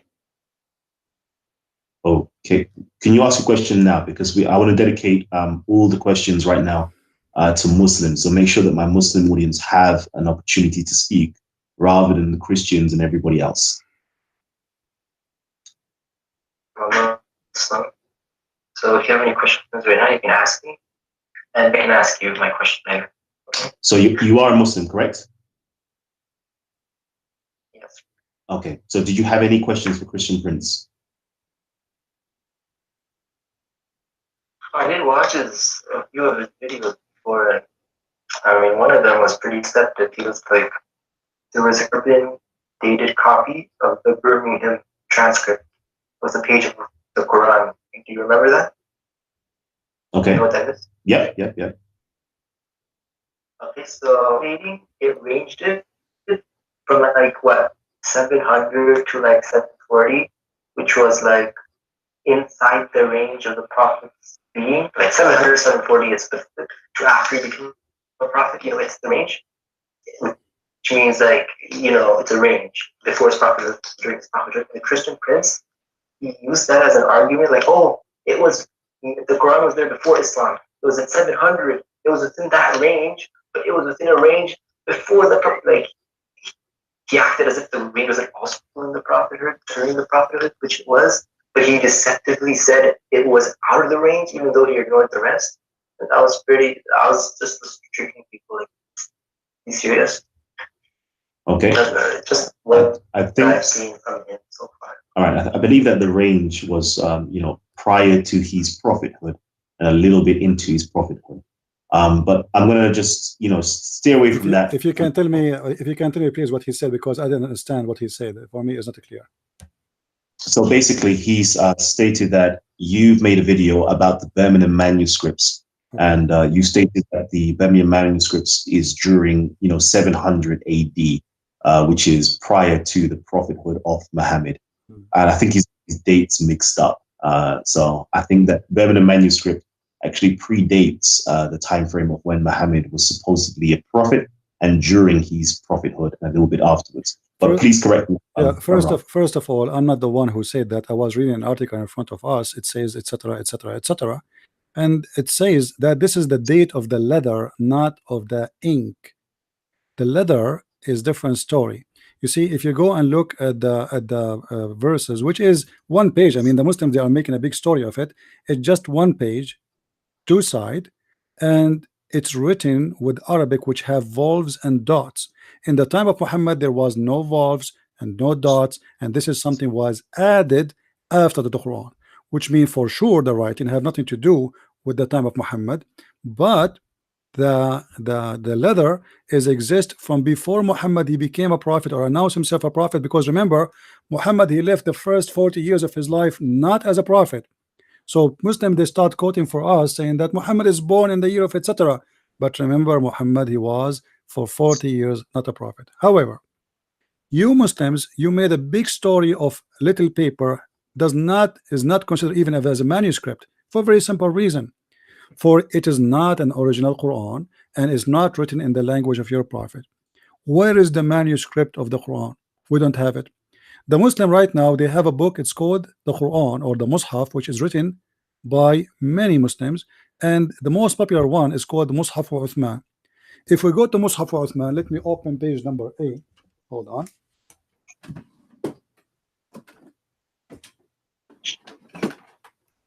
In page A, and this gentleman, he can open his Quran with me, please. In page A, it says, not me saying, remember, I'm not the one saying that. This is you Muslims. تعريف بهذا المصحف الشريف. Introduction to this Mus'haf. This Mus'haf is written according to Riwayat Hafs, according to the report of Hafs, the son of Sulaiman ibn al-Mughira al-Asadi al-Kufi, according to Asim ibn Abi Nujud al-Kufi, according to an Abi Abdul Rahman Abdullah ibn Habib al-Sulma, according to Uthman, according to Ali, according to Zayd, according to Abi Ka'b, according to the Prophet. Now, if we go and see the last name mentioned, which Muslims are trying to copy the Quran from him, his name is Hafs, Hafs ibn Sulaiman. If we go and check the Islamic books about Hafs ibn Sulaiman, we will find that Hafs is accused by the Muslims to be a fraud. And not only that, Hafs ibn Sulaiman, any hadith he come with is rejected automatically. Is not weak, no, is not weak. His hadith is rejected, is thrown in the garbage immediately. Why? Because Hafs, he is a false fraud man according to the Muslims. So if the Muslims, they agree, and if the Muslims they say to us that Hafs is the one we read the Quran from, is a kadhab, which means he's a liar. Let me show you. This is Musnad Ahmad. This is Musnad Ahmad. This is not my book. Sorry, Christian Prince, could I get you to share it on your screen? I don't believe it's actually sharing on your. Oh no, yes it is. Yes it is. Yeah. I spoke soon. Go ahead. Yeah. All right, and also for the reference, because Musnad Ahmad has Sahih and Da'if, and the mix. You have to get the hadith. I know which one it is. What he's also, saying? so I can authenticate it. Okay, so basically he wants the reference to make sure that the reference, my friend, and the reference in the front of you, I'm showing you. Let me get you in this case, because this is Google. I cannot. The link is so long. Let me get you different web page where the link can be short, and you can see, and you can get. Also, can I talk to you directly, because it's hard when someone else saying what I'm saying to you. Yeah, my friend. But let me ask you first: is it true that you Muslims believe that Hafs is a kadhab? Yes or no? Do you believe that Hafs is a liar? Yes or no? Okay. Before I do that, let me address your points that you already addressed of the Birmingham transcript. Okay. First, you said that they don't have the marks, but the thing is, they didn't have the diatribe about marks like alif, kasra, dhamma. They didn't have those, and the Birmingham transcript, it doesn't have the alif, fatha, dhamma. It doesn't have that. But it does have, for a noon, just a dot for that. It just asks for that. Even for it only has for like a noon and that. It doesn't have for a fat. I'm seeing right over here. For a fat, they don't have it. So, they don't have the marks, as you said. Usually, I don't know what you said regarding that.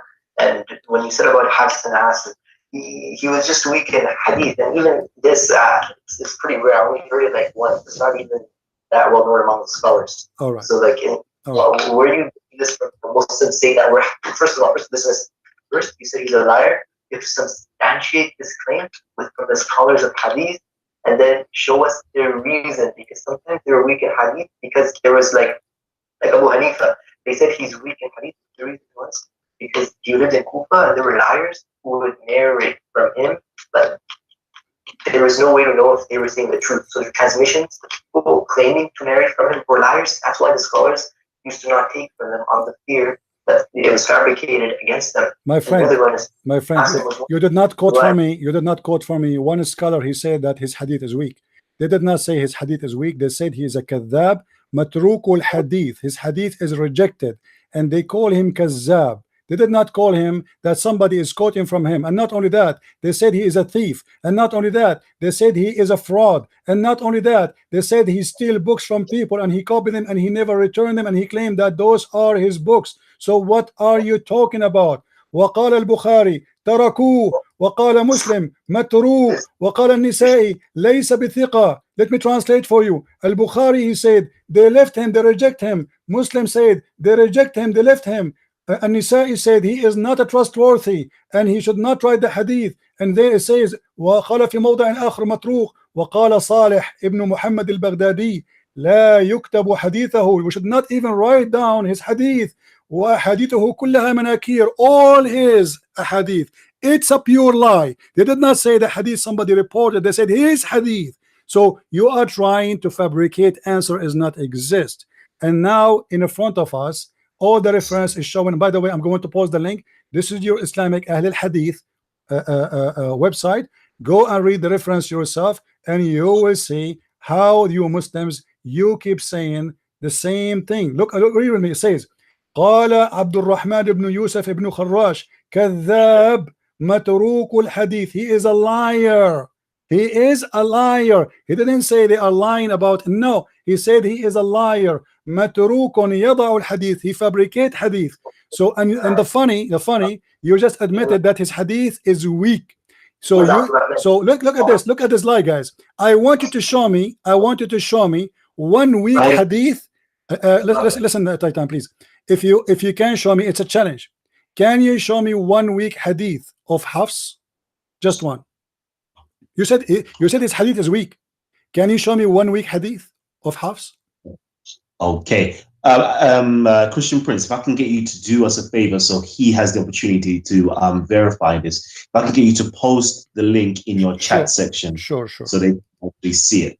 And again, family, hold on, Yusuf, just bear with me for 1 hot second. I'm going to get you in. And again, family members, okay, if I can get, okay, can you guys mute your mics, please? Okay, family members, if I can get you guys to do us a massive favor, if you're loving Titans TV, if you are loving Christian Prince's channel and the information that's being dispensed right now, it's the medicine right now.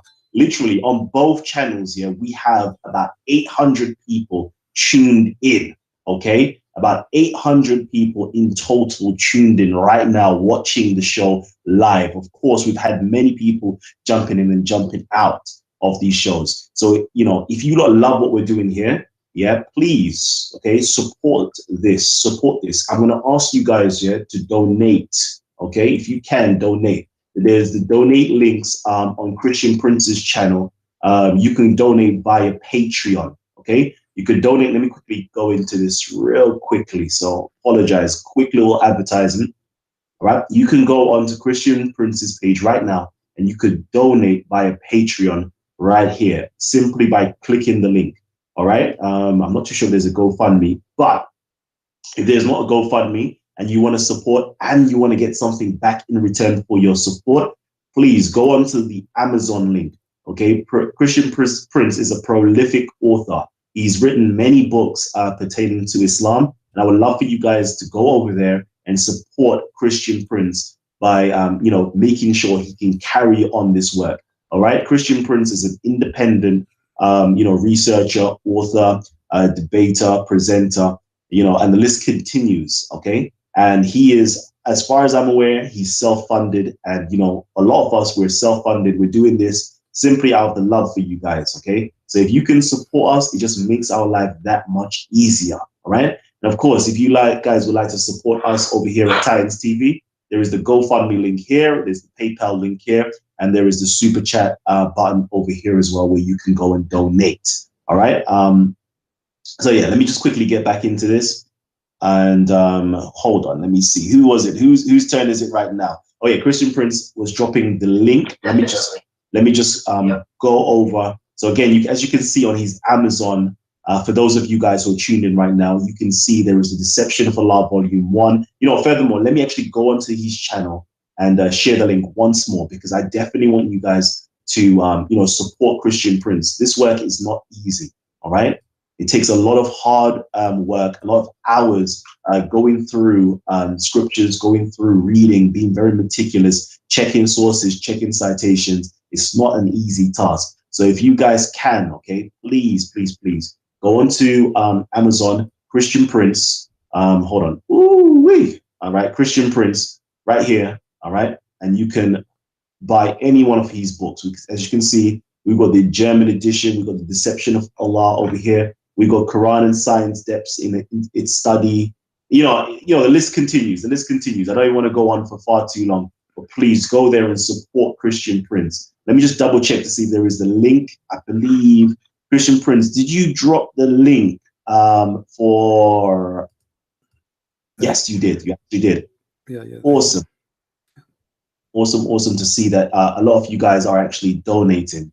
Thank you guys for donating to Christian Prince, and thank you guys if you have actually donated. Oh yeah, you have actually donated to my channel as well. So thank you. Okay, we're gonna go over now to the link that Christian Prince has posted up. All right. So yeah, everything is here. Everything is here. Let me hide this and let me see. All right, Christian Prince. No, let me go over to Yusuf. I don't know. Are you able to read the Arabic, Yusuf? Yeah, I can read it. Okay. Let me know if you need me to scroll down. You have the link, and you put the link in the chat, right? Where you put the link? I can put the link right here in this chat. Yes. Give me 1 second. Sure. 1 second. Right. This is what we love doing at Tyson's TV and over at Christian Prince's channel. We love showing you the sources and citations.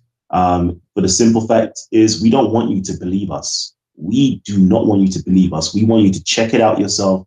We want you to share these links and these hadiths with your friends and with your family members, and and get questions answered. If you can't get these questions answered, maybe you need to adjust your position. Okay, maybe. So let's continue with the conversation. Yusuf, if you need some time, I'm going to go over to somebody else, right? So I'm going to give you some time to read this information. Let me go over now to Buddha Bing. Buddha, did I get you to come on? Oh, wait, I can do it. You can do it. I'll respond to his claims. Are you sure? He talks and he doesn't let me address them. He just keeps on going. Okay. But okay. So first of all, during the transcript, I told him about that, and he said Hassan was a weak transmitter in hadith only. There's hadith and Quran, and for hadith, you need to be trustworthy and you need to have a good memory. And there are multiple reasons, but in the thing he shared, it only shows that they say he's weak in hadith, but they don't say why. And only one guy says why. Like out of the notable scholars I can see, they're saying, people don't take from him, he's weak in hadith, but they don't say why. But there's this one Yusuf bin Abdurrahman, I never heard about all the scholars. And I asked him, who is this? He keeps on going, he just rambles on. And he doesn't even tell me where he gets this Yusuf. He doesn't even tell me who he is. All the major scholars, all they say is that he's rejected, they don't take from him. And they don't say why. But then we see that the context is actually from a city, from Kufa. And in the city of Kufa, there was this other scholar, his name is Abu Hanifa. He's actually one of the 4 imams who are the leaders of the schools of thought in Islam. Most of the Muslims in the world, they follow 4 schools of thought.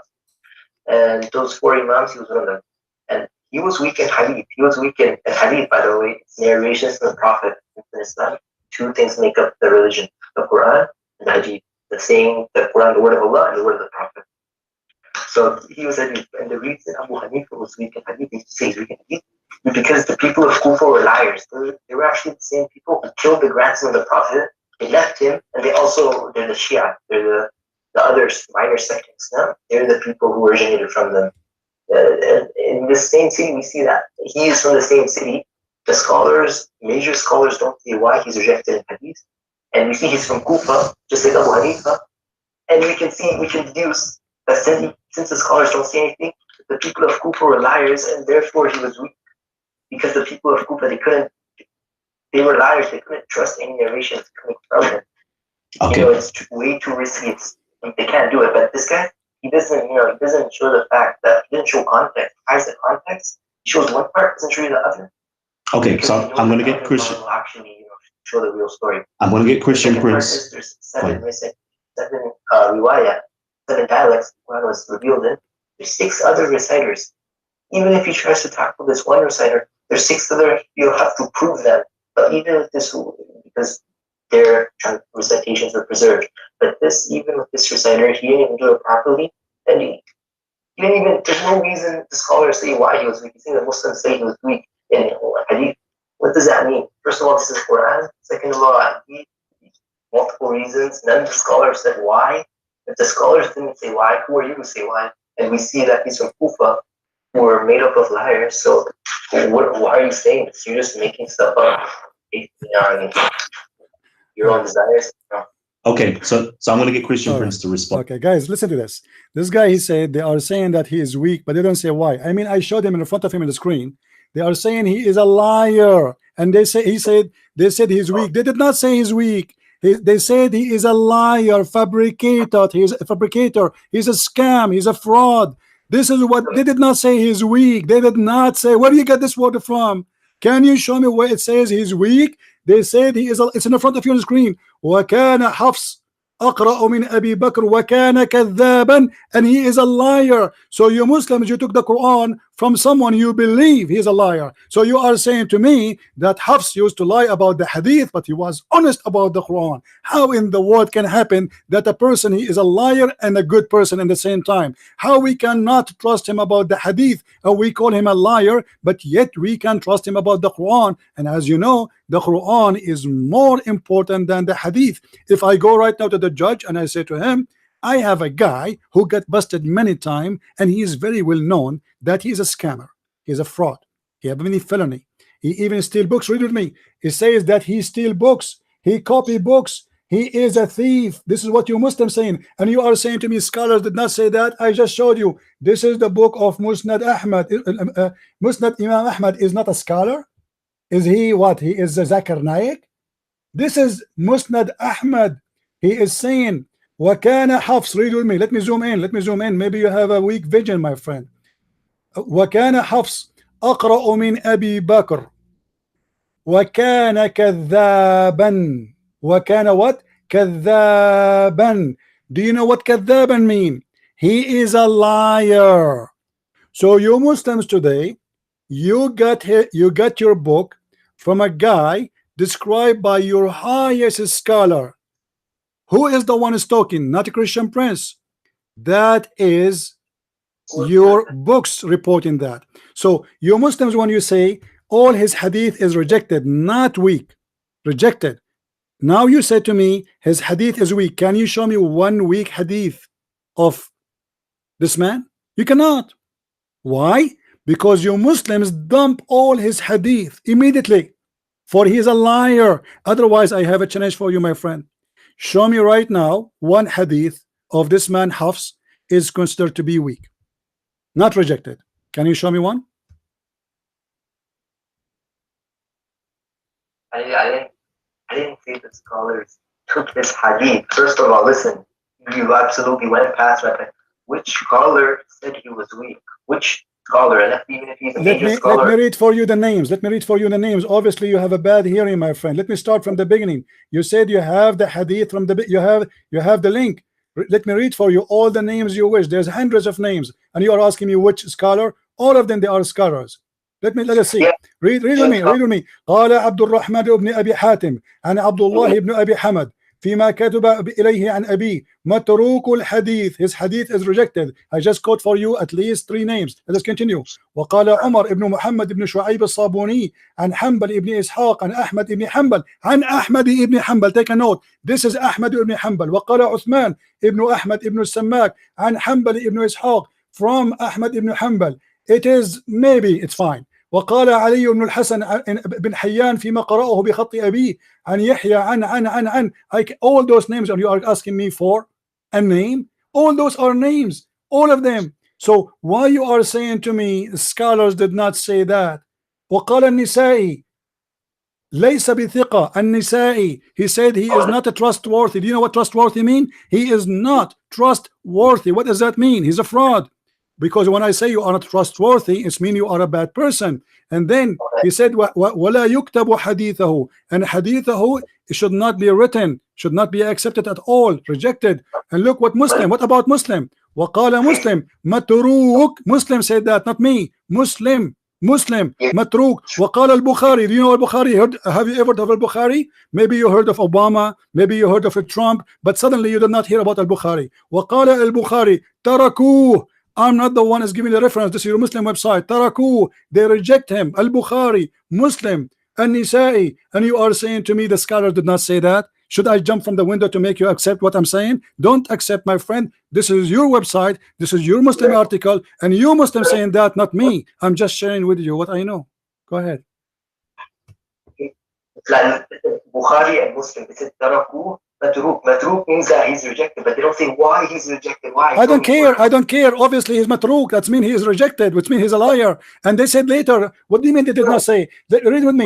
وقال صالح. Listen. They are saying to you why. They said وقال صالح ابن محمد البغدادي لا يكتب حديثه وأحاديثه كلها مناكير. Do you speak Arabic? Do you know what manakir mean? Do you know what manakir mean? Listen. No, I'm asking you, do you know Arabic? Do you know Arabic, or I'm talking to myself? Do you know Arabic? Do you know Arabic or not? Do you know Arabic or not? Which scholar? Do you know? My friend, I want you to answer me first. Do you know Arabic, or I'm reading to myself? Do you know what the word manakir mean? What manakir mean? Yo, Yusuf, yeah, Yusuf, okay? Hold on. I want to know, yeah? Okay, we're gonna get your questions answered. But the first question is, can you read Arabic? Yes or no? Just real quickly. Yusuf, can you read Arabic? He don't. So no. He don't. Suddenly he will go dead now. So so you do read Arabic, yeah? So now I want to know, since you can read Arabic, yeah? So what manakir mean? What manakir mean? I'm asking him, what manakir mean? What does this word here that was circling right here, what does this word here mean? Munakir, what does it mean? Just quickly, just bear with me. What does the word munakir mean right here? What does it mean? What does the word munakir mean? Manakir. What manakir mean? He will not hear you, my friend, and he will not hear me. Suddenly he went deaf. Wait, how does it have to do with anything? It have to do. You ask me where they are saying he's a liar. I'm showing you. I am showing you. So what you are talking about? What do you mean? What this is have nothing to do? You asked me for the names of the scholars. They said that about him. I quote for you the highest Islamic scholars, starting from al-Bukhari, with Muslim, with Ibn Hanbal, with Imam Ahmad, and now you are saying to me, look, read with me. وقال عبد الرحمن ibn Yusuf al-Mukharrash, كذاب. He is a liar. What do you want it more clear than this? Why you Muslim you say about a guy who is a great guy for you? Why you call him kadhab? Kadhab mean a liar. Do you agree or not? Wait. What's his name? Yeah, can we maybe just study the text a little bit more? Questions? I don't. Yeah, I think we may have to do that, okay? Because okay. Let's just forget. Yeah, forget the topic. All right. Anyway, next question. Hold on. Next question. Disprove the other one. Hold on. This doesn't even disprove. So hold on. I just want to know if you do speak Arabic. What does the word kadhab mean? Kadhab. Kadhab? Yeah. Kadhab means liar. So over here, Christian Prince. Yeah, but listen. The thing is. Okay. Look, the thing is, like, what? Most of them just say he's, and the most major scholars in that, I can read it right now. You can read it yourself. They just say that he's rejected. His hadith wasn't written. None of them say why. So you're saying he's a liar, but you don't even know why. But then we see the people of Kufa were liars. Abu Hanifa was the same reason his hadith was rejected. So you're actually wrong on this, and you have actually a weak basis because it shows that the people of Kufa were liars. So you have a weak basis basically not. Right, it's me who is weak. You see, all your scholars agree that he is rejected, and he is rejected for a reason. Why he's rejected? He is rejected, not somebody reporting about him. He is rejected, and they say to you why, and you are saying to me I have a weak base. What are you talking about? You are the one who have a weak logic. It's in the front of you. It says that his hadith is rejected, and you say to me they don't say why. Is that my problem? Obviously it is clear why. I am rejected my story to you. If I tell you a story, you reject my story, it means you reject how authentic I am. You reject how trustworthy I am. This is why you reject my story. He did not say we reject someone. He said about him, he said he is rejected. He is, and they accuse him to be a liar. And not only that, they accuse him. Read with me carefully. قال ابن سليمان عن شعبة sorry. قال يحيى ابن سعيد عن شعبة أخذ مني حفص ابن سليمان كتابا فلم يرده وكان يأخذ كتب الناس فينسخها. He took from me a book and he never returned it, and he used to take up books and he write it down and he claimed it is his own. They accuse him that he's a fraud. He is a fraud. So you Muslims, you get your book, you don't have manuscript, not even a single manuscript. All what you have, a guy exists after Muhammad 200 years, and he was accused to be a thief, to be a fraud, to be a liar, and this is where you get your Quran from. I mean, he is rejected in the court of hadith, he is accepted in the court of Quran. That is the most funny logic Muslims they have, because either you are trustworthy for whatever you say, for you are trustworthy anyway, or you are not trustworthy. So when you say he is not accepted for the hadith, automatically he should not be accepted for the Quran, because the Quran is higher than the hadith, which means it is difficult more to accept somebody to witness for the Quran from witnessing for a hadith, because it's a higher value for the Muslims. But you Muslims do the opposite.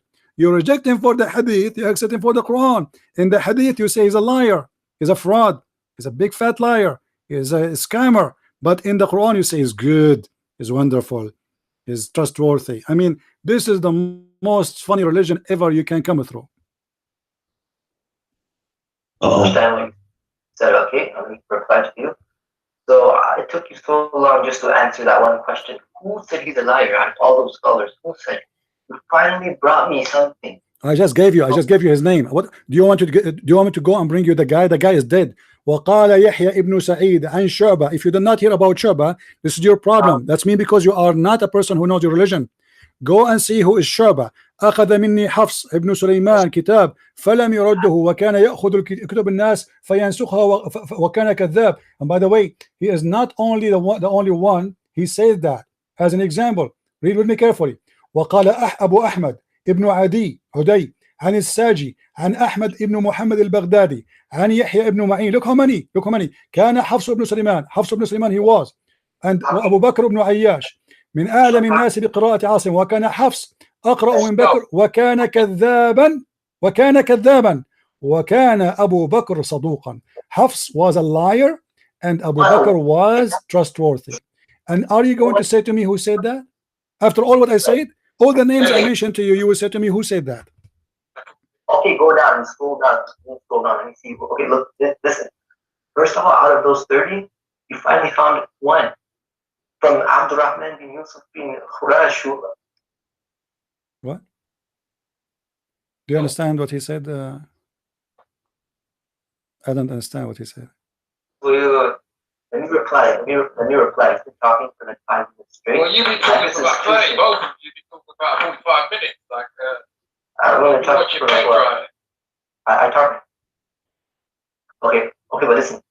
Out of those 30 scholars, you only found one that says, liar. No, my friend, I found all of them say I'm liar. You are the one is liar now. Let me get you busted. قال عبد الرحمن ابن يوسف ابن خراش كذاب. This is the first one. Count with me.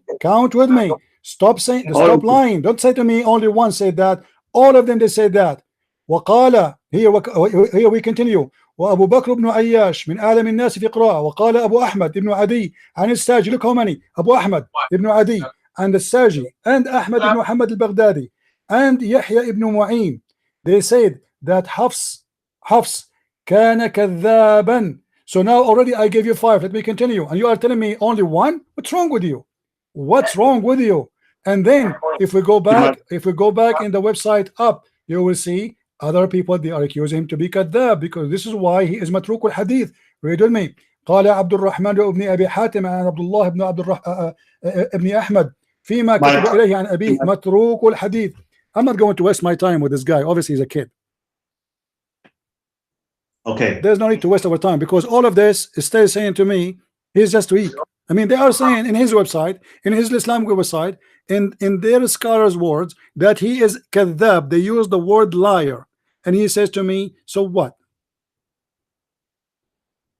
Exactly. So you know what? Yeah, I think this point to me, personally, Yusuf. Okay, this point seems to be proven, categorically, that there is 1, 2, 3, 4, 5. I believe it's 5, at least 5 different individuals that Christian Prince has mentioned in that chain of narrations that has stated that he is a liar. And I don't know what type of wiggle room that you really want for that. So that's not true, because the one he quoted with the multiple narrators, it doesn't say he's a liar. I used to, take my books to read and copy the books of the people, like how you would back then in presses. Used to get a book, copy it, so then they could do it for themselves without borrowing it. That one with 5 narrators, that didn't even have the word kadhab inside it, first of all, okay? Second of all, he interrupted me. He went on for 10 minutes. You're like, is that how you debate? By just talking over your Yeah, we talk over. What the problem? You can talk over me too, but you are not answering anyway. I keep showing to you that at least now I showed you 5 people. They are saying he's a kadhab. Still, you are saying to me, you got me only 1. So why you are lying? Did I show you 5 names or I show you 1? Hold on. Let me just get this point clear, okay? Because I just want to get this point real clear. Christian Prince, is it possible for you to share on your screen the 5 names? I am I'm sharing the screen. I was reading in the screen in front of everybody, and not only that, actually, Al-Bukhari, he himself, he said he's rejected. Can you explain to me why he's rejected? Because he's good or because he's bad? A Muslim, he said he's rejected. And Nisa'i, he said, look what Nisa'i said. Laysa bithiqa, he is not a trustworthy. What does that mean? And then we continue. Now, we have already 3, and those are big names. Big names, those are not small names. We have Al-Bukhari, Muslim, and Nisa'i. And then we continue. Then we go, we find here. Let us read together. وقال عبد الرحمن ابن يوسف ابن خراش كذاب. This is number 4. We continue. وقال الحاكم أبو أحمد ذاهب الحديث, he fabricate hadith. وقال يحيى ابن سعيد عن شعبة أخذ مني حفص ابن سليمان كتابا فلم رده. Shu'bah, he said, he took from me a book and he never returned it. And he used to take books from people and he copy it, which means he copy it and he claim it that this is his own, and he never returned it. Then actually we can show you the reference of that too. وقال أبو أحمد, listen, hold on, let me finish. وقال أبو أحمد, read carefully with me. Abu Ahmad, this is number 6. عن الساجي, this is number 7. عن أحمد ابن محمد البغدادي, this is number 8. عن يحيى ابن معين, this is number 9. كان حفص بن سليمان وأبو بكر بن عياش من أعلم الناس بقراءة عاصم وكان حفص أقرأ من أبي بكر وكان كذابا. وكان what? كذابا. So now I counted for you live in front of you in the screen 9 names saying that he is a liar, and you are telling me where it says that. Jeez. Case closed. Case closed. We'll go back to that. Case closed. All right. That's case closed right there. So now let me. It's not case closed. You didn't even explain to me. No, I asked him, who was that scholar? Abdurrahman ibn Yusuf. The case is definitely closed now. My friend, this guy now is going to ask me, give me the ID of those scholars. The scholars, their names in front of you. This is your Muslim website. Go now, hang up and search and find who they are. They are Muslim. They are the Musnad ibn Ahmad is not good for you. Musnad ibn Ahmad, Ibn Hanbal is not good for you. All those names are not good for you. Bukhari, Muslim, all those names are not good for you. If you do not know who are those scholars, this is not my problem. Those are your scholars, and their names is written there because they are scholars. Do you think the Muslims in their books, they will write the name of somebody work in Walmart? They read the name, they say this guy said, for he is a scholar, not because this is a guy who was walking by and he said, oh, Hafs is Kazzab. When the Muslims quote a person, that's mean he is a scholar. Otherwise, they will not quote him. Anyone who have little brain, he will understand that. If I say the companion of the Muhammad, Abu Huraira, he said, why? Because he is accepted as either a reporter or a scholar. So here, those are trustworthy people by you Muslims. Nobody speak against them. Nobody say they are bad, and they are reporting that Hafs is a liar. You are asking me, can you show me their ID? What about you ask me to invite them to your house? They are dead. All right, family tree. Yeah, this is what I'm going to say to you guys, okay? Because we've gone way over time, okay? And what I need from you guys is this: to keep your mics muted at all time. You already know, okay? You guys should know the rules already, okay? When we've got our Titans speaking, okay, you keep your mics muted. All right, we've invited them onto this platform. Keep your mics muted, okay? It is actually a privilege to have the opportunity to speak on here as panel members, okay? So rule number one is to keep your mics muted at all times until I invite you to speak, all right? Yusuf, I know we're definitely going to have, continue this dialogue, but for now we need to switch it up, okay? So Buddha, we got Buddha in the building. Can I get you to come in and ask Christian Prince a question, please? Yes. Well, I'm going to try and switch gears up, if I may. A few questions, if I may. First time interacting with you, so hello. Can I ask, what denomination of Christian are you? No, I hear nothing really. Okay, so the question is, I know you don't like this question at all. I watch your show. So the question is, what denomination of Christian are you? You see, we as a Christians, for sure, people, they have their opinion. Domination, it can be accepted as a school of thought. However, me as a Christian, I follow only the teaching of Jesus Christ. I don't follow any name except his name, because very simple reason. I do not need a middleman. I do not need a priest. I do not need a domination. I do not need a title. I have one name to follow. His name is the Messiah. He is my Lord and he is my Savior. People, they are free to follow whatever they want. I'm speaking about myself. Jesus said, whoever believe in me and he die, he will live. Not whoever believe in a bishop or a priest. I believe in no man. I believe in my God. For every man is a sinner, including me. And the man who trusts a man, he is just for himself. All of us, we are sinners. Then what we expect from a sinner to do? We are sinners. So I follow only the Messiah, and there's no better name under the sun or above the heaven than his name. Okay. Hopefully that answers your question, Buddha. Okay. Not really, but you know what's interesting is this gentleman is a Christian, and I haven't heard him spoke for over an hour about any Christianity subjects. He spoke continuously about Islam. That's because he's an expert on Islam, and if we have an expert on Islam, we want him to talk about Islam. I'm sure the gentleman can answer for himself, Megatron. Thank you. Let me answer you, my friend. First of all, my name is a Christian Prince, and since the topic started, we are talking about Islam. But when you ask me about Christianity, I answered you. So if you give me a question, I will give you the answer. But don't complain about not talking about Christianity when the topic is not about Christianity. It's like you are asking me. It's like you are getting inside a falafel restaurant and you are wondering where is the shrimp. All right. So, Buddha, can I get you to ask a direct question right now, please? Yes. Do you speak about any other religions other than Islam? This is not up to you. I will talk about anything I want. I mean, who are you to tell me what to talk about? Don't talk about Islam. Why? I'm not telling you, I'm asking you. I'm asking you a question, not telling you anything. I don't understand. What is the question? Say again. What is that? What he said? So the question is this: do you speak about any other religions other than Islam? My friend, I talk about anything come to me through my life. I'm a human being, live in this earth. I'm not an alien. So if there is a reason for me to talk about something else, I talk. However, I have degree. I study Islam. So if you go to an eye doctor, you don't ask him to fix your tooth. This is my specialty, and I talk about things for a reason. Now, if somebody asks me about something else, I will answer based in my knowledge. I don't claim to be a person who is a doctor. I don't claim to be an engineer.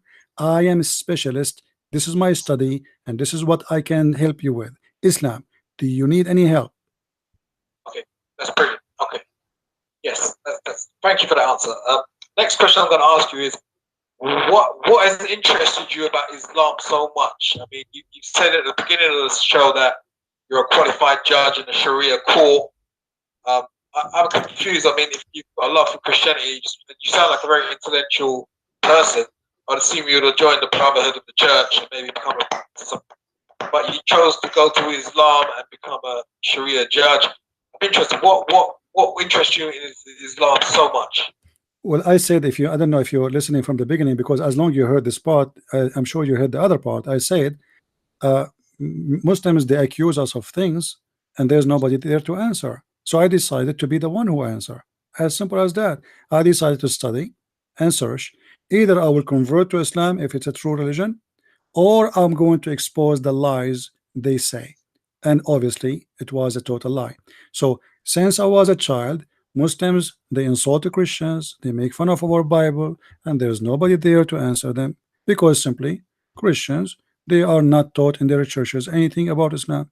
If you go to a church anywhere, I don't know what is your religion, or even whatever your religion is, if you call yourself Buddha, maybe you are a Buddha. If you go to a Buddha temple, do they teach you about Islam? No. So you as a Buddha person, a Muslim, he challenged you and he said something to you against your belief. How you can answer if you never study it?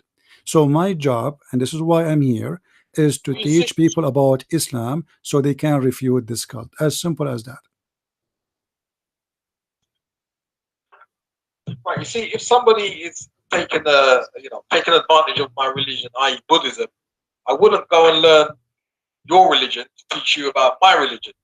I would go and learn my religion, being a Buddhist, and tell you about Buddhism. But you've done the opposite.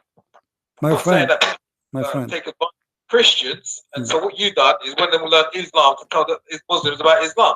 In fact, you're not promoting Christianity, you're attacking Islam. Is that correct? I'm not attacking Islam, I'm refuting Islam, because Islam is based on attacking Christianity. So I have no choice but to study Islam, because Islam in the Quran is not a book speaking about Buddha, it's speaking about Jesus, and Jesus is my God. The Quran is not speaking about a woman she lived in Thailand, it's speaking about Mary, Maryam, the mother of Jesus. The Quran is not speaking about a guy, his name is Musa, who lived in Japan. Musa is one of our prophet. So when somebody, he make a book fabricated, collection of lies about my God, about my belief, about what I am for, then I have the right to answer him. If that making you upset, this is your business. I am here to make everybody upset. I don't care who is happy, who's not. I am here to defend the truth, and the truth will set you free. So you are saying to me, well, why you don't go study your religion instead of studying Islam? Who said to you I did not study my religion? But why I want to stop there, and why and how you can fight a disease without studying the disease? Have you ever heard of a scientist? He want to fight the cholera, he want to fight AIDS, but yet he don't want to have it in his laboratory. In order to fight a disease, you have to know what the disease is about. You have to know everything about it. And the more you discover, the more the disease is weaker and you are stronger. You, in your case, you are asking me to live like the bird. It's called the ostrich. When a danger come, what do? You put your head in the sand and you cover your head and you say, okay, I see nobody, so I am safe. But the wolf, he will snap your neck in a second. We don't do that. I am here, a doctor for the sick one with this disease. It's called Islam. You don't like my clinic, don't come. All right. All right. Okay, I actually have a statement, if you allow me. So you said one second. Christianity. One second, Yusuf. 1 second, Yusuf. Let me say something, please. No, 1 second, Yusuf. Okay. 1 second. All right. So, I'm gonna pre-warn you guys. Okay, we've been on here for over coming up to about 3 hours now. Okay, Christian Prince has been on his channel for over 5 hours. I'm pretty sure. Okay, so I'm just letting you guys know that we've been on for a very long time, and we have to close down or wind down the show soon. I know you guys want us to continue, but we can't do this all night. Okay, I'm going to warn you guys from now. So everybody who hasn't had the opportunity to speak, please just mute your mic and unmute your mic and mute your mic again, so I know which order I'm going to actually go to, or who I'm going to go to first, second, and third. All right. So I can see Megatron wants to get involved. Christian Malik wants to get involved. Who else is here that wants to get involved as well? Gabs, not you? No? All right. So I'm going to go to Christian Malik first because I don't believe you've had your say yet. Go ahead. Yeah, hello. I'd like to ask a question to Christian Prince. Do you think that Muhammad is the false prophet from Revelation? Or do you think he's like the Antichrist? Or do you think he's neither of them? All right. Well, you know, Muhammad as a person, if you get my books, you will find that I study the logic of Muhammad and the mentality of Muhammad and the brain of Muhammad. I believe Muhammad is a sick man. He have a mental issues. This is number one. And we can say as a Christians that obviously Muhammad is possessed and he have a satanic problem. Even the Muslims and even Muhammad himself, he confirmed that. If you go to the Quran, and there is a very, very well-known book written by Salman Rushdie long time ago, maybe before many of you even born. It's called Satanic Verses. Satanic Verses is appearing in the Quran as verses, Allah speaking about it, that Allah is going to delete any verses which is thrown by Shaitan to Muhammad, and that is what it's called Satanic Verses. So Allah, he made a promise that whatever Shaitan he put in this Quran, I'm going to take it off. But this is extremely dangerous because now the Quran, not only Muhammad, we showed you the hadith before, that Muhammad is getting commands from the Shaitan. And now the command is confirmed in the Quran. But Muhammad in the hadith claim that the Shaitan who command Muhammad, he command him good command. Allah in the Quran saying the Shaitan command to Muhammad, Allah will delete it. Here we have another problem. When Muhammad he admit that he is receiving command from Shaitan, the Quran saying Allah will take this command from Shaitan, Muhammad is still a prophet of Allah, which means he is not fired. You see, if I am receiving command from Shaitan, Allah should fire me. I am not qualified to be a prophet no more, for I am receiving command from Shaitan. But this God don't care, simply because this God does not exist. This is Muhammad talking in this verse. Muhammad, after he bowed down to the three daughters of Allah, and he said it is a must for us to pray for them and ask them for intercession. وَهَذِهِ الْغَرَانِيقُ الْعُلَى إِنَّ شَفَاعَتَهُنَّ لَتُرْتَجَى. Those are the Gharaniq, the goddess, the three daughters of Allah. We must intercede to them and pray for them. It's a must. And then he bowed down, and they bowed down. Muhammad in this stage, he was a possessed man, or he was a hypocrite, false man. Choose one. I will leave that to the Muslims. However, the Muslims, they confirm to us that this is what happened to Muhammad, and the Quran confirmed that whatever Shaitan he gave Muhammad, we will take it off. But now, as long that Muhammad is a person who received command from Shaitan, he deliver verses of Shaitan. He deliver verses as it is Quran, to the point now Allah have a problem to the point he need to filter the Quran. If we ask the Muslims, what is the verses Allah is speaking about, not a single Muslim dare to tell you. They will say to you, well, he take it off already. So how you say to me that you Muslims, you recited the Quran by heart and whatever Muhammad he said, and yet you say to me you do not know the verses which Muhammad recited, so you will take it off?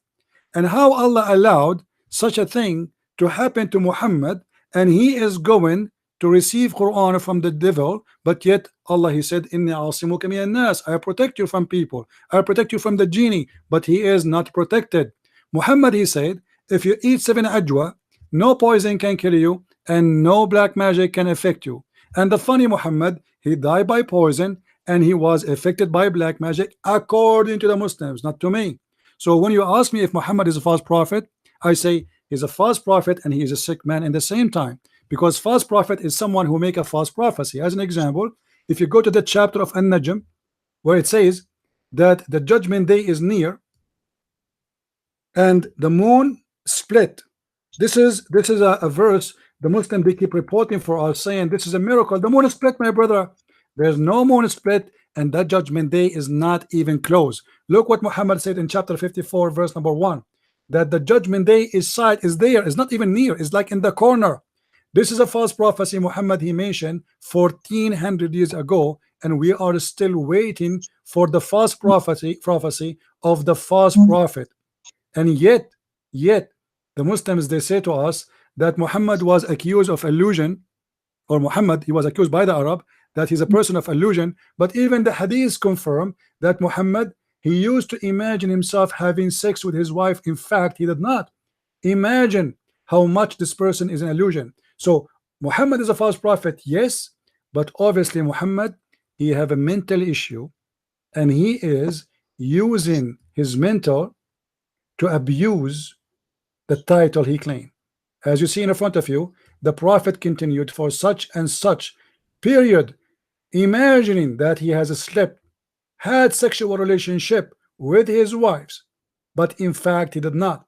Now imagine I come to you and I say to you, the doctor, he gave me this file about a person, and this person, he imagined himself doing things, but in fact he never did. And by the way, different hadith says that he imagined that in everything, not only in sex. So how we can trust Muhammad seeing an angel, receiving revelation, when he himself cannot even to be trustworthy to tell us a story about his sex life? In other way, or other word, have you ever heard of somebody, even his sex have no witness? Because if I want to have sex, I should have a partner. The women, even that was imagination, as you see in front of you. So how we can trust such a man who live in illusion? He is mentally ill. He hear voices. Muhammad, he said that the mountain, they say to me, Assalamu alaikum. When he walk in the street, rocks, they say to Muhammad, Assalamu alaikum. Muhammad, obviously, is a crazy man. Muhammad, he said that the camel told him he's hungry. The donkey spoke to him. He said to him, and Muhammad asked him, do you like females? The guy, he said, no, I don't like females. This is a donkey from San Francisco. So he is a false prophet, and he is a sick man with no question and no doubt. And all of this is coming from Islamic books. I hope my answer was not so long. All right, family. Okay, I want to get a Muslim on in a hot second. Where is Moe? Is Moe? Okay, whoever's Moe. Oh yeah, Moe is in there. I'm going to get you on in a hot second because I definitely do want a Muslim to ask a question before Christians and atheists gets to ask their questions. Also, I'm going to be closing down this show very soon.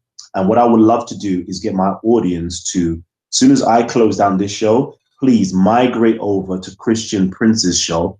I'm still going to be in the background moderating my guests in order for them to ask Christian Prince questions. But I want to divert my traffic over onto Christian Prince's station so you guys can subscribe, and, literally come on. He's going to send you out the Skype details. So anytime you want to come on and ask questions pertaining to Islam, you can go there and ask your questions. Anytime for a Muslim, you want to go on there and challenge Christian Prince, you can go on there and challenge Christian Prince, okay? I want to show the love to Christian Prince, and I want my audience to reciprocate that love to Christian Prince by subscribing. I can see people donating right now. Yep, go onto his channel, donate to his channel right now. I'm seeing Anthony, this is on Christian Prince's channel. Anthony Richards has just donated to subscribe to Lily Curvo Logic, aka the killer of Islamic belief.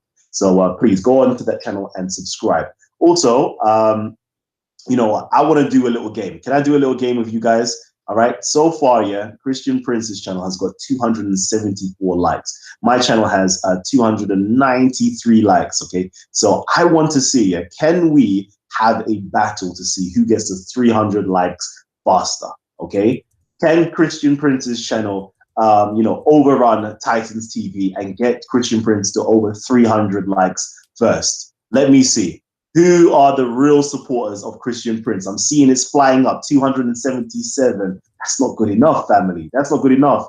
We've got 300 already, okay? So, Christian Prince, please, 284. Come on, family. Yeah, you lot been watching Christian Prince for, years now, months, some of you days or weeks for others. Please, I would like to see those numbers skyrocket. That's it, 293. Come on, we've got 7 more likes before we continue. I'm going to keep on waffling until we reach that 300 like mark on Christian Prince's channel. Come on, family. There we go. We reached 301 likes on Christian Prince's channel. Absolutely fabulous. Wonderful. I like that. I love that, right? We love showing the support. We love showing the love. This is what we do. All right.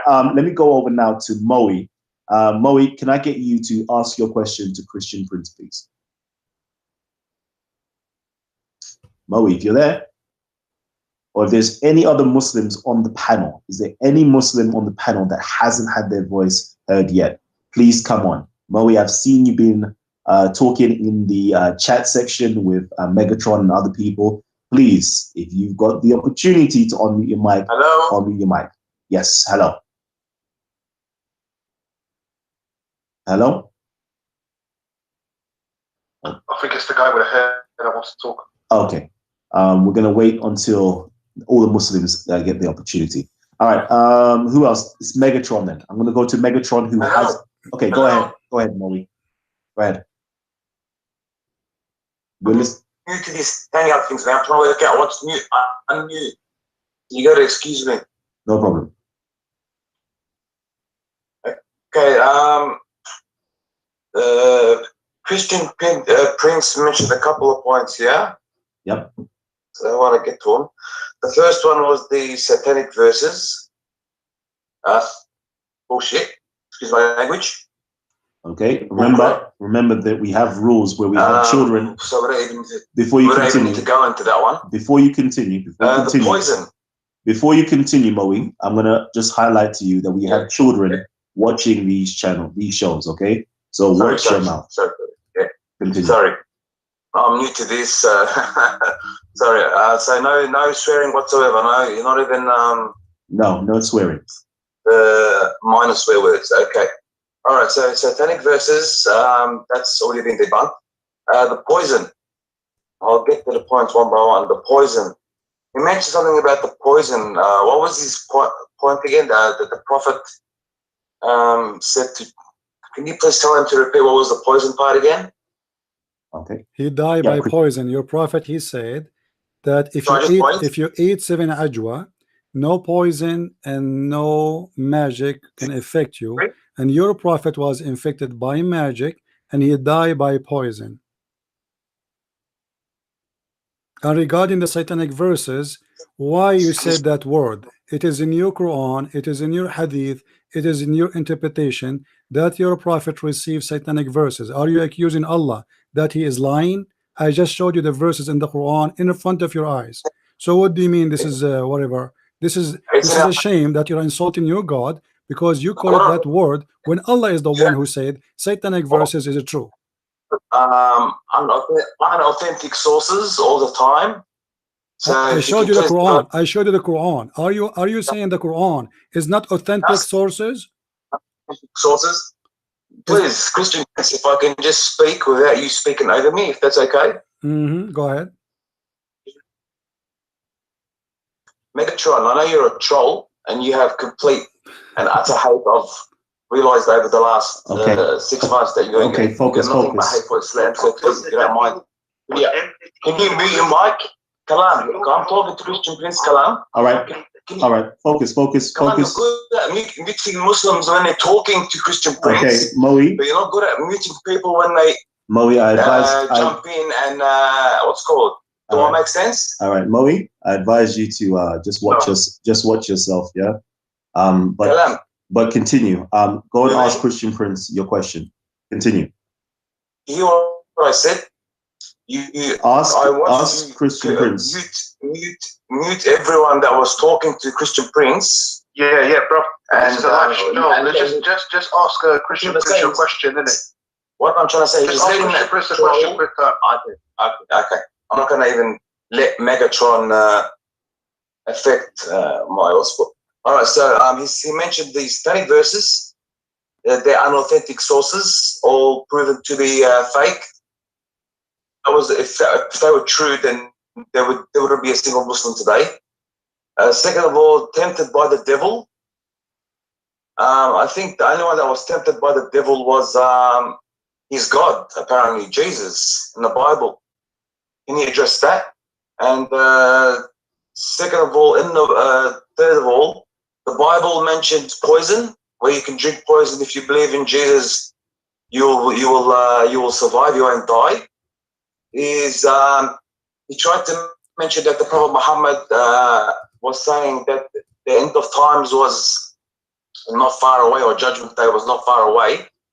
Well, we know he's an Arab speaker. When the Prophet Muhammad mentioned that, he meant it wasn't far away, meaning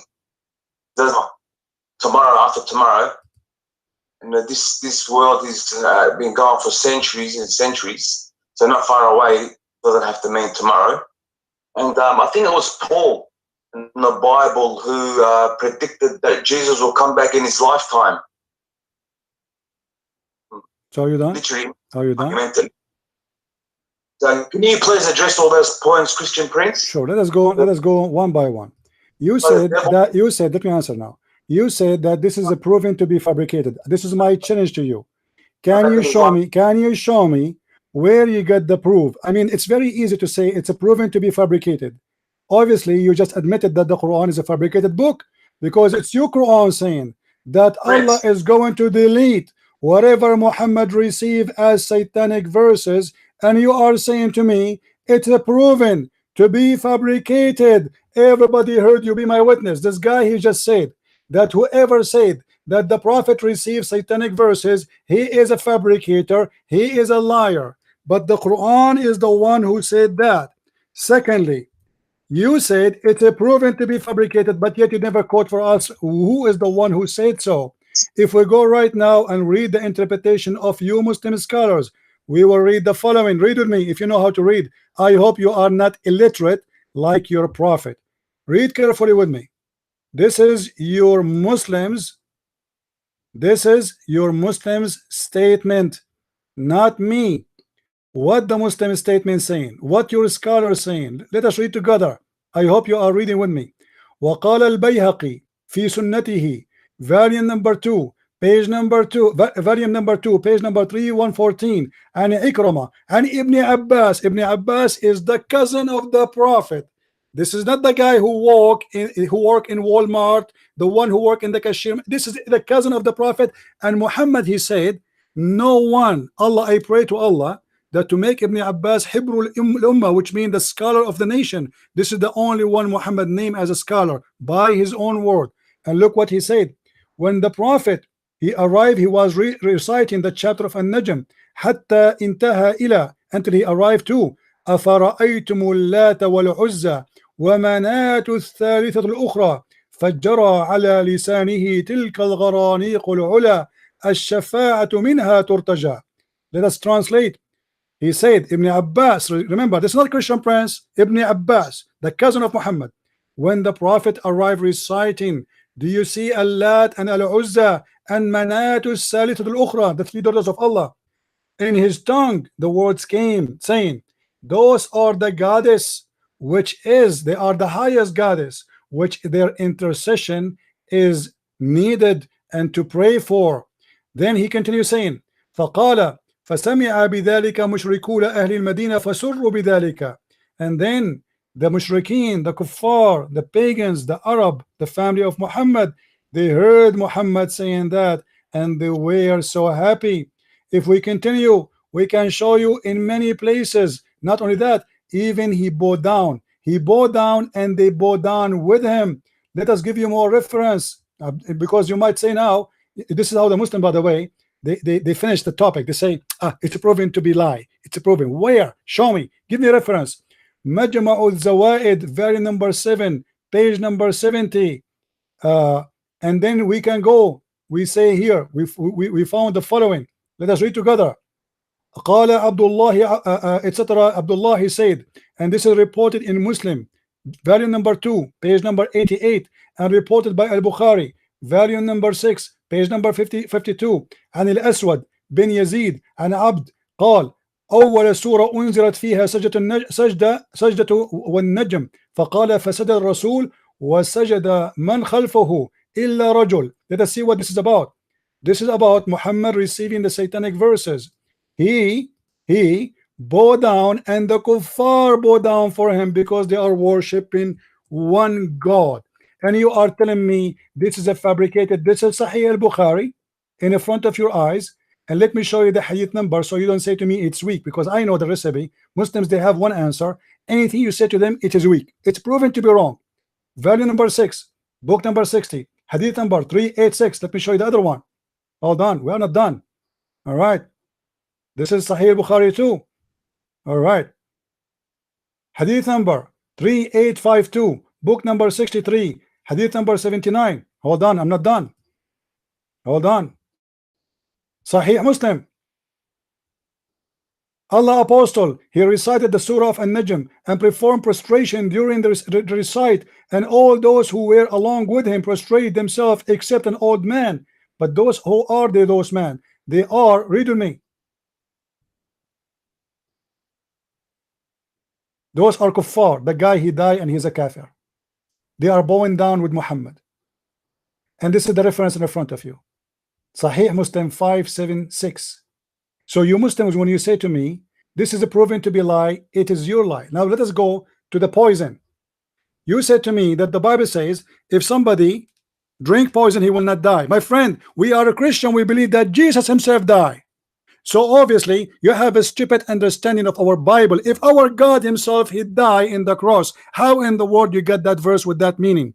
That verse saying that whoever believe in me and die will live. So the Messiah, he said we will die. He said we will be crucified. He said we will be killed. He said we will be slaughtered. He said and spoke about someone like your prophet. He said time will come and people will slaughter you, will kill you, thinking they are doing favor to God. And he's speaking about Muhammad and his followers.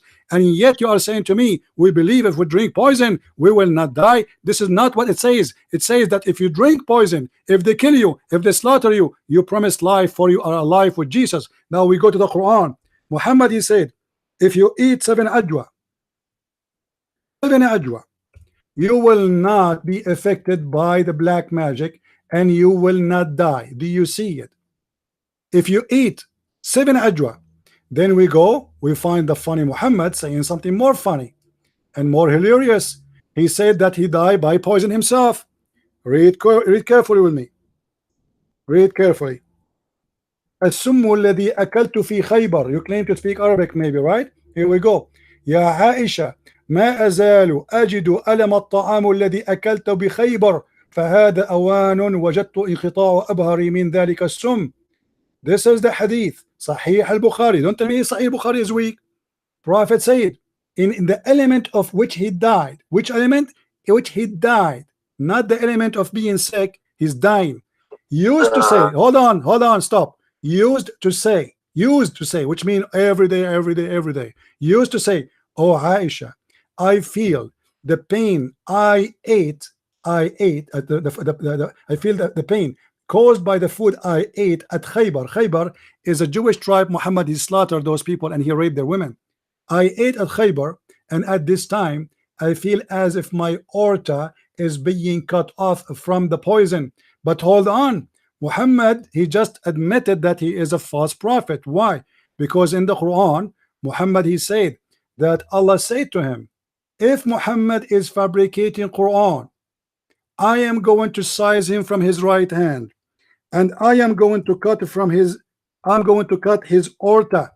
So the Quran confirms if Muhammad is a false prophet, what Allah will do? ثُمَّ لَقَطَعْنَ مِنْهُ الْوَتِينَ, chapter 69, verse number 48. Let us go to the translation. So you see, I am not making things up. If Muhammad is fabricating Quran, if Muhammad making up Quran, certainly we will seize him by his right hand, and then certainly we are going to cut his artery of his heart. But hold on, isn't it the hadith of Muhammad saying that Muhammad, his aorta is being cut off? So Muhammad himself here, he got himself busted. He died by poison, yet he claimed he ate every day ajwa, 7 ajwa, and nobody can destroy him. He died by poison, infected by black magic, but he claimed that the Quran says that he is protected from the man and from the genie. He died by poison, but yet the hadith about the poison say that the Jewish woman, when she gave him poison, she said to the prophet, when he asked her why you did that, she said, well, if you are a prophet of God, Allah will protect you. If you are not, then you are a thief and you will die. And he said, Muhammad, he said to her, there's no way Allah will let you succeed with your exam, which means he said that for sure I am a prophet, and he agreed with this. He will not fail into that test. But as you see, Muhammad, he died by poison. So when you say to me, this is rejected, this is not accepted, I heard this song thousands of times before, and you have no idea you are talking to who. I said nothing yet, but I know our time is up. Otherwise, I can continue into tomorrow, showing you a reference. You have no ability even to carry in the top of your back, the same as the Quran saying that Allah, He wrote the book of the Torah, all of it in tablet to Moses. Imagine how many trucks. I can give you more trucks than the trucks of Allah which He gave to Moses to carry. Are you ready? All right. On that note, okay, family, I know we got so many of you guys here that want to jump on and have your say. What I want to do right now, okay, is close down this show. Okay, I want to close down this show. But if you guys are here and you're supporting us over here at Titans TV, please, share this with your friends, your family members, as many people as you possibly can. If you haven't already hit the like button, hit the like button.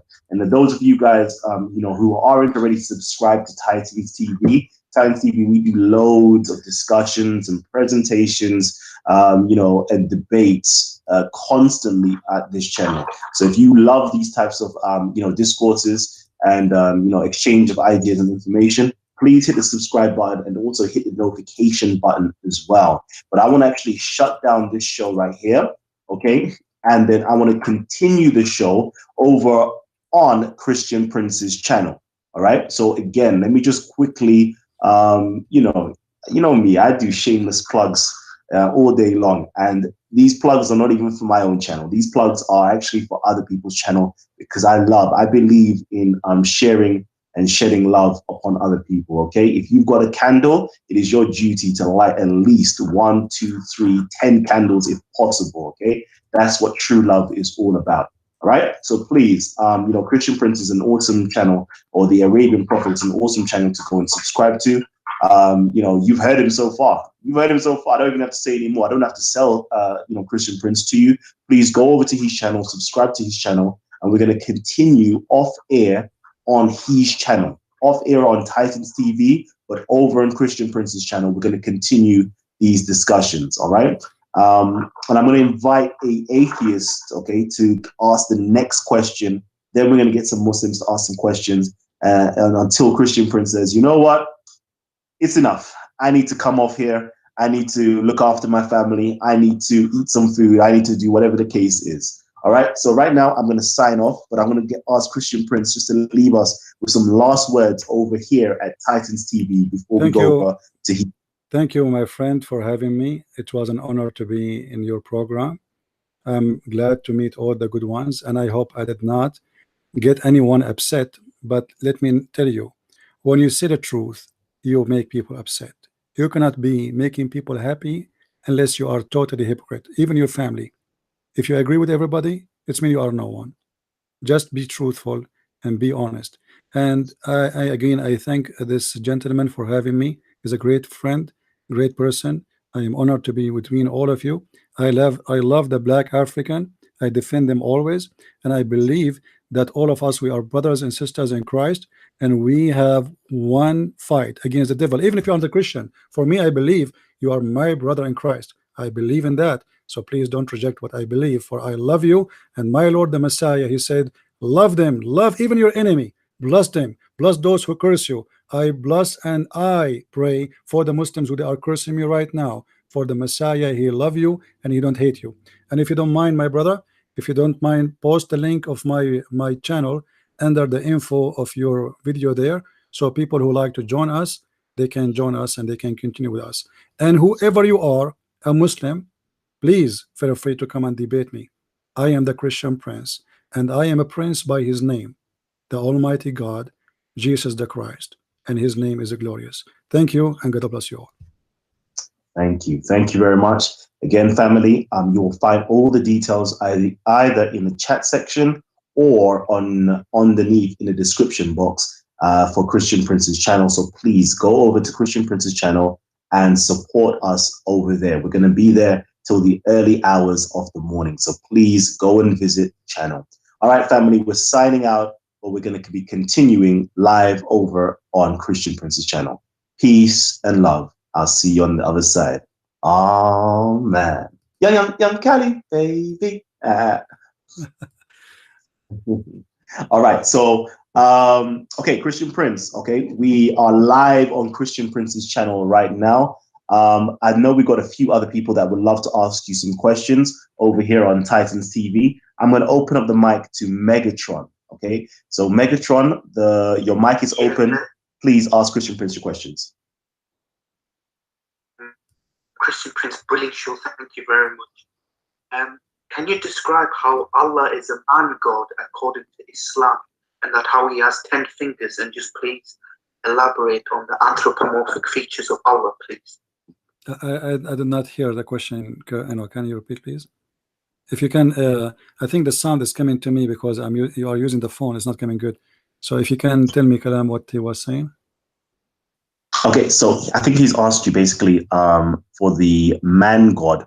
So in Islam, I believe they have a man God. So could you just kind of go into some detail with that? Well, please? the Muslims, they refuse to accept that how Jesus is God, but yet he's a man. But in the fact, the Muhammad, he described his God as a man. And actually, Muhammad is worried that in the judgment day, the Muslims, they will be confused about between two people. One of them is the Antichrist, the false Messiah, and the other one is Allah. Now, if you read with me here, you will see the hadith saying the following.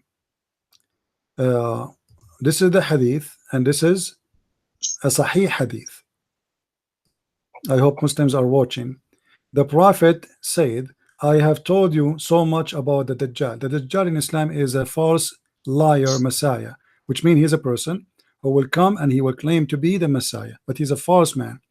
That I'm afraid that you may not understand. The Antichrist is short-hinted, woolly-haired, one-eyed, and eye-sightless, and neither protruding and nor deep-seated. If you are confused about him, and you should know that your Lord is not one-eyed.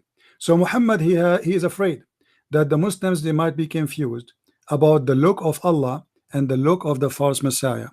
And the only difference between the look of Allah and the look of the false Messiah is the right eye. And that give us a clear proof that Allah is a man. Because why in the word he is describing how short, how tall, how his hair, his whatever, even his bum, why he is describing all those things, and then he says, I am afraid that you may be confused between the false Messiah and Allah.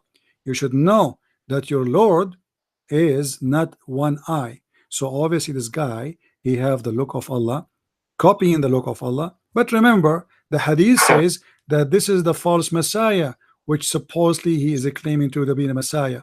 So how he is trying to clone the Messiah, but yet the Muslims, they will think that this is Allah.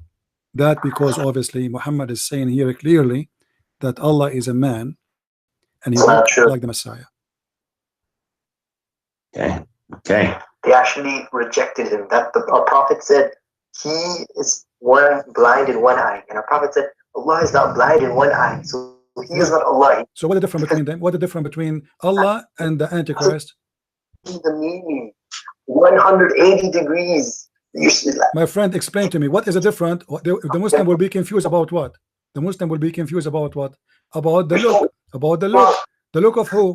The look of the false Messiah. Hold on. About the look of the false Messiah, not about the look of the false Messiah and the real Messiah. He is saying your Lord is the Messiah, is your Lord. Is Jesus your Muslims is your Lord? So Muhammad is speaking about Allah. After anyways, how is that even related? What? How is that related? What are you saying? What's wrong with you? Why would you say such a thing when it's absolutely the opposite? I'm not saying. I mean, my friend. What is the difference? What is the only difference? So we can recognize the false Messiah from Allah. What is the only difference according to your Prophet? You're the false Messiah. Okay. I'll use the same. My friend, I want an answer. What is the only difference? What is the only difference between the false Messiah, who is a man, and your God? Can you tell me the answer?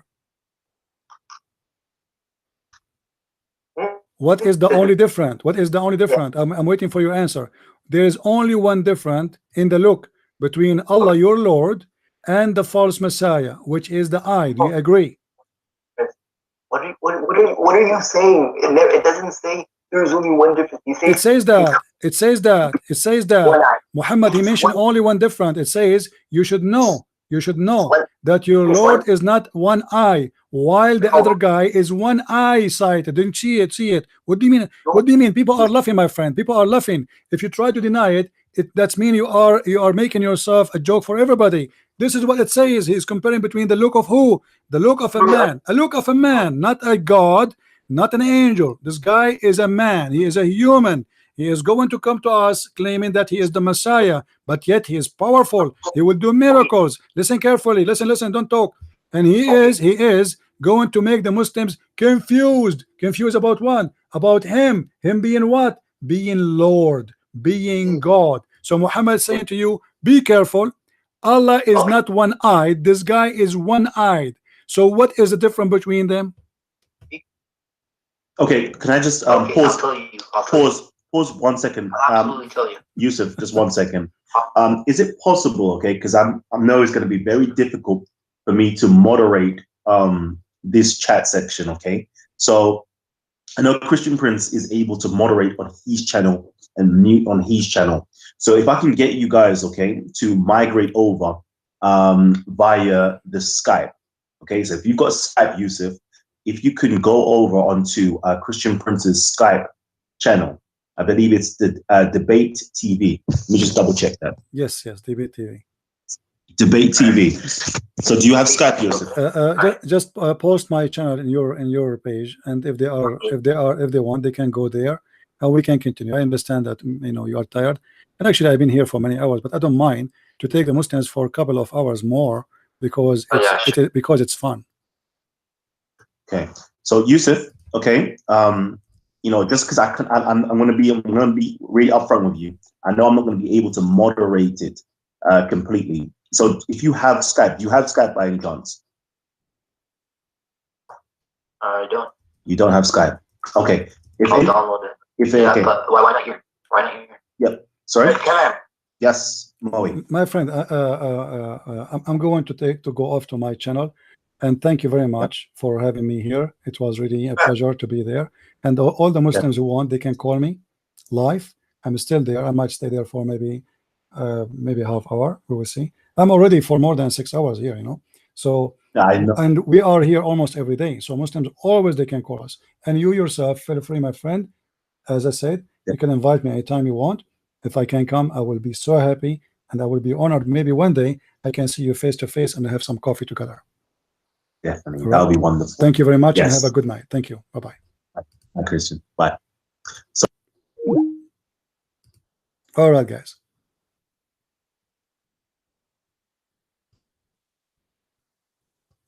Is my voice good? Did you have fun? I'm sure Christian Prince, he lost. I mean, like, come on. We have to admit.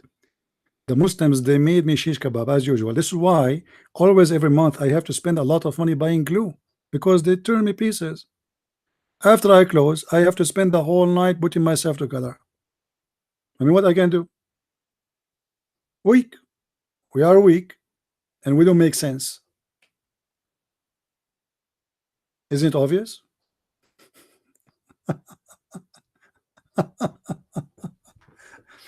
Welcome. Welcome. I hope today the people they saw how crazy this cult is. This is the most stupid religion. They have big mouth. They call us names. They call us kuffar. They call us najis. They call us whatever they call us, but they cannot answer a question.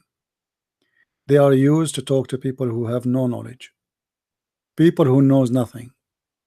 They expect you to talk about Osama bin Laden, ISIS. ISIS is not Islam.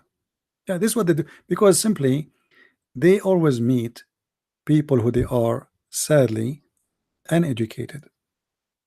Education today became rare. People, they waste their time, watching silly stuff.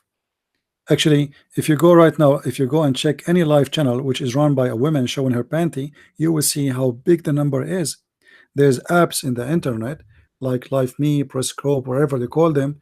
A girl, she is sitting, and she is putting her toes in her nose, and she is getting boogers, and she have like 15,000 watching, and we have 365. I mean, this is how it is. A woman, she is doing unboxing for her bikini. She have 30 people watching live. Live. Not after 6 months. Live. Muslims, they are not used to see people like you and people like me. And today they learned a big lesson, that Islam is not what they taught. Islam is a big false religion.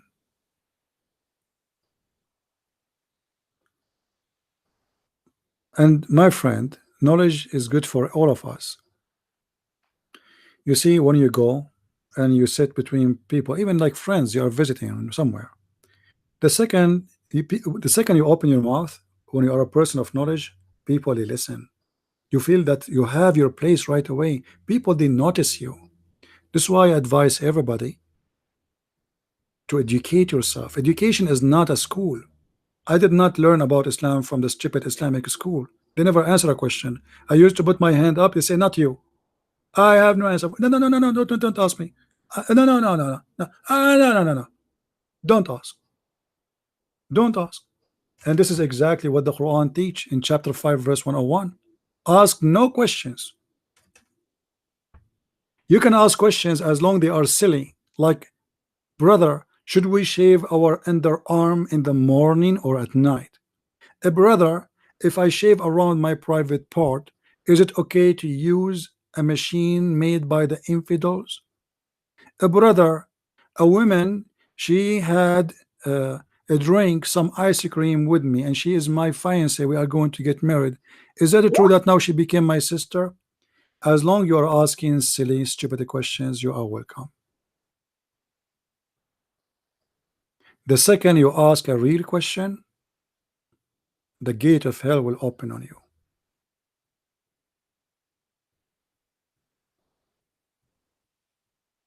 Just be silly, and that it's all what is needed.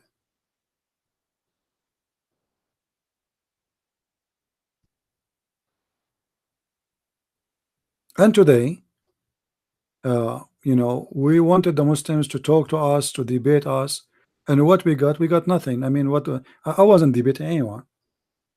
Where is the debate? I cannot even find a person to debate me, because those they have no idea. Even those who claim to be Arabic speaking, they claim to be from Saudi Arabia, they claim to be sheikh, they grow their beard. I mean, if a beard growing will make you a scholar, well, let us have a goat here. A person who knows Islam very well, he will never dare to call me. Only those who do not know Islam, they call, because they think they can play games. A person who is really a scholar, he knew that he is not a match, not even for 5-minute fight. He will leave here without toes, without nose, without fingers, and I'm not talking about violent. He will lose his teeth, the same as Zakir Naik, brother Twitter. When we asked Zakir Naik to debate me, he said, you need to bring with you 2,000 people to fly to Bangladesh. I mean, imagine, I need to carry with me 2,000. I can pay for my ticket to go there. But do he dare? Shabir Ali, after he agreed to debate me in the ABN TV, he sent a message to ABN, says, I apologize, I am busy with my PhD. But you agreed already, we set the date. Suddenly you are busy. How come you are not busy with David Wood? How come you are not busy with other ones?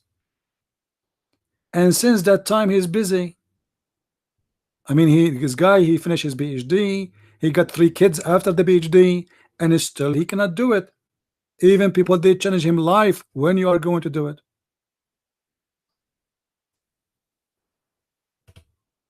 My friend, this is a very stupid religion.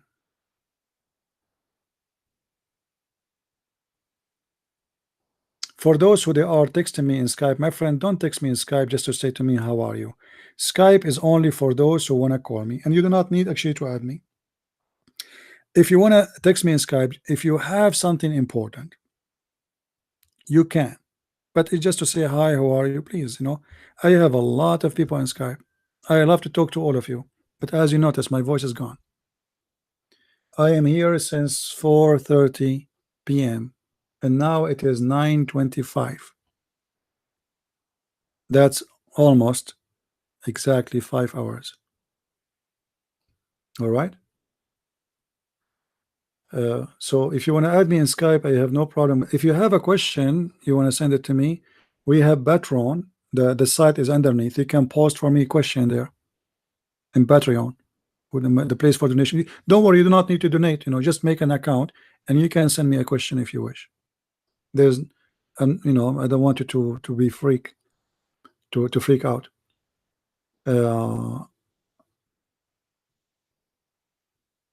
You need video replay to CP after. Well, you know, this video is recorded already. And by the way, I don't mind if people they copy my video and load it in their pages. Feel free. I have no problem with that. You can cut it pieces if you want. Like I was answering about a certain topic, you can cut it pieces, and you know, you can do it. All right.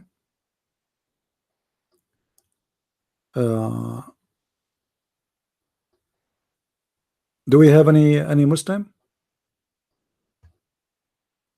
Who is the one is confused? Who is the one is confused? I'm sure. Do we have any Muslim here? And guys, you notice how it was easy for our brother Kalam and from Titan TV to get Muslims to call. How come I cannot get the same? I will tell you. My reputation speed me. You know what I mean? They thought that it's going to be like a just normal discussion, like we go and we say some stupid things, you know. Paul, you know, I forgot to answer about Paul, to get him busted and show him that Paul in the Quran. So it's very difficult for me to get Muslims to call us. But if somebody else he have an invitation, they come. And look what our friend here he said. If you go back in his video, let me show you. Let me show you who he invited, and you can search the names. Those names, all right.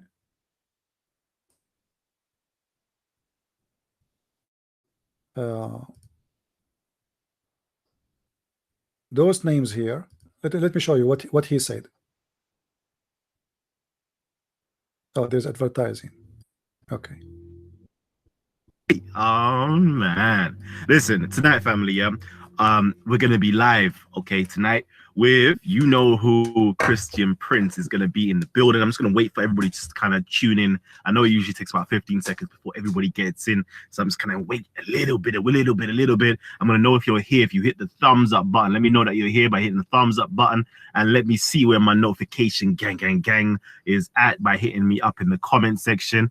Oh man, yeah, what's really good, man? Yes. So finally, you know, the much awaited Christian Prince will be on Titans TV tonight. Oh my gosh, you already know it's going to be something that's going to be spectacular, right? You know this. Do you know this? I know this. Do you know this though? That's the question. So yeah, we got Christian Prince coming on tonight. You know, this guy is absolutely phenomenal. Okay, absolutely phenomenal. And it seems as though, yeah, we've asked several Muslims at Speaker's Corner. I'm talking, we've asked Muhammad Hijab, we've asked Adnan Rashid, we've asked Ali Dawa, we've asked so many different individuals here of the Islamic faith to come and debate Christian Prince. Every single one of them made a hell of a lot of excuses to say, I ain't debating Christian Prince. And from then onwards, I realized, okay, my Muslim community are shook to debate people that have a little bit of knowledge. They're so used to debating people that are completely ignorant, you know, of Islam, the Quran, the Hadiths, and Christianity. This is exactly what happened always. When he told them it's a Christian Prince, all of them, they run away. Did you hear the names he asked them to come? Did you hear the names? Phenomenal. And it seems as though Let's see. gang is by hitting me up in the comment section. Ah, man, yeah, what's really good, man? Yes. So finally, you know, the much awaited Christian Prince will be on Titans TV tonight. Oh my gosh, you already know it's going to be something that's going to be spectacular, right? You know this? Do you know this? I know this. Do you know this though? That's the question. So yeah, we got Christian Prince coming on tonight. You know, this guy is absolutely phenomenal. Okay, absolutely phenomenal. And it seems as though, yeah, we've asked several Muslims at Speaker's Corner. I'm talking, we've asked Muhammad Hijab, we've asked Adnan Rashid, we've asked Ali Dawa, we've asked so many different individuals, yeah, of the Islamic faith to come and debate Christian Prince. Every single one of them made a hell of a lot of excuses to say, I ain't debating Christian Prince. And from then onwards, I realized, okay, my Muslim community are shook to debate people that have a little bit of knowledge. They're so used to debating people that are completely ignorant. All right. So this is how the story is made. Muslims, they debate you only if you do not know. As simple as that. If you know, they say goodbye, bye-bye. And you need to learn something. If you learn when I'm debating Muslims, there's something maybe many of you is not aware of. Let me put something nice in the screen so we can relax after those many hours. The Muslims, you hit them with something, they say to you it's refuted. Now if you are a person who is not, let us say, alarmed and ready, you will let it go. Oh, the whole thing is gone by saying it's refuted. Did you notice? It is refuted. It is refuted. Where? One. Did you? So they try to avoid answering you by saying it is refuted. Well, I am here to I am here to refute me, my friend. What do you mean it's refuted? Nice to meet you.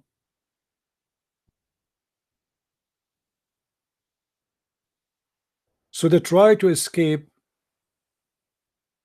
the humiliation by saying it is refuted. And that's it. As simple as that. It's refuted. The Prophet did this, it's refuted. The Quran says this, it's refuted. I mean, can you imagine how easy it is? Like the Muslim who called me before, you remember he said, I don't care. Remember him? I forgot his name. Yeah, I asked him, he said, I don't care. So I hang up on him. I said, if you don't care, if you don't care why he did that, so why I care for talking to you? Same as this guy, Nightmare, what is his name? He said to me, I'm not prepared for this one. Oh, he's prepared for the other one. They are like kids.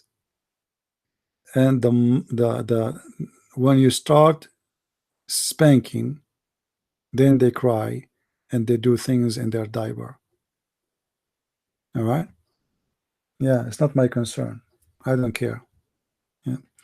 Anyway, I think everything was good. I hope you guys like it. Don't forget, please, to subscribe if you are new in our channel, and join us tomorrow at 4:30. I will do my best to be here at 4:30, and I hope the Lord will give me my voice to be able to talk tomorrow, because I am noticing that my voice is going down.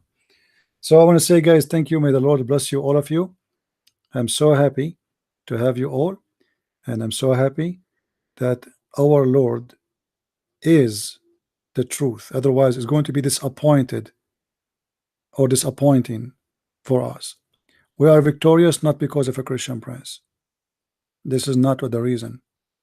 The reason is that we have the most powerful name. Same time, we follow his step. He said, read the books, search. That is the second step, because to fight the devil, you don't fight him by a stick. You fight him by knowledge. He will not come to you with a gun. That is easy to fight. He will come to you with deception. Read the books. and then have faith. And faith is powerful. Knowledge and faith and the truth, they work together and they bring victory. So victory by his name we accomplish, and victory by his name we have, and victory by his name we will be victorious even in the judgment day, as the Quran itself said. And with this I say to you, God bless to all. Thank you very much for joining us. Don't forget to subscribe before we close. Christ is Lord, Islam is false, and see you soon again. Bye-bye.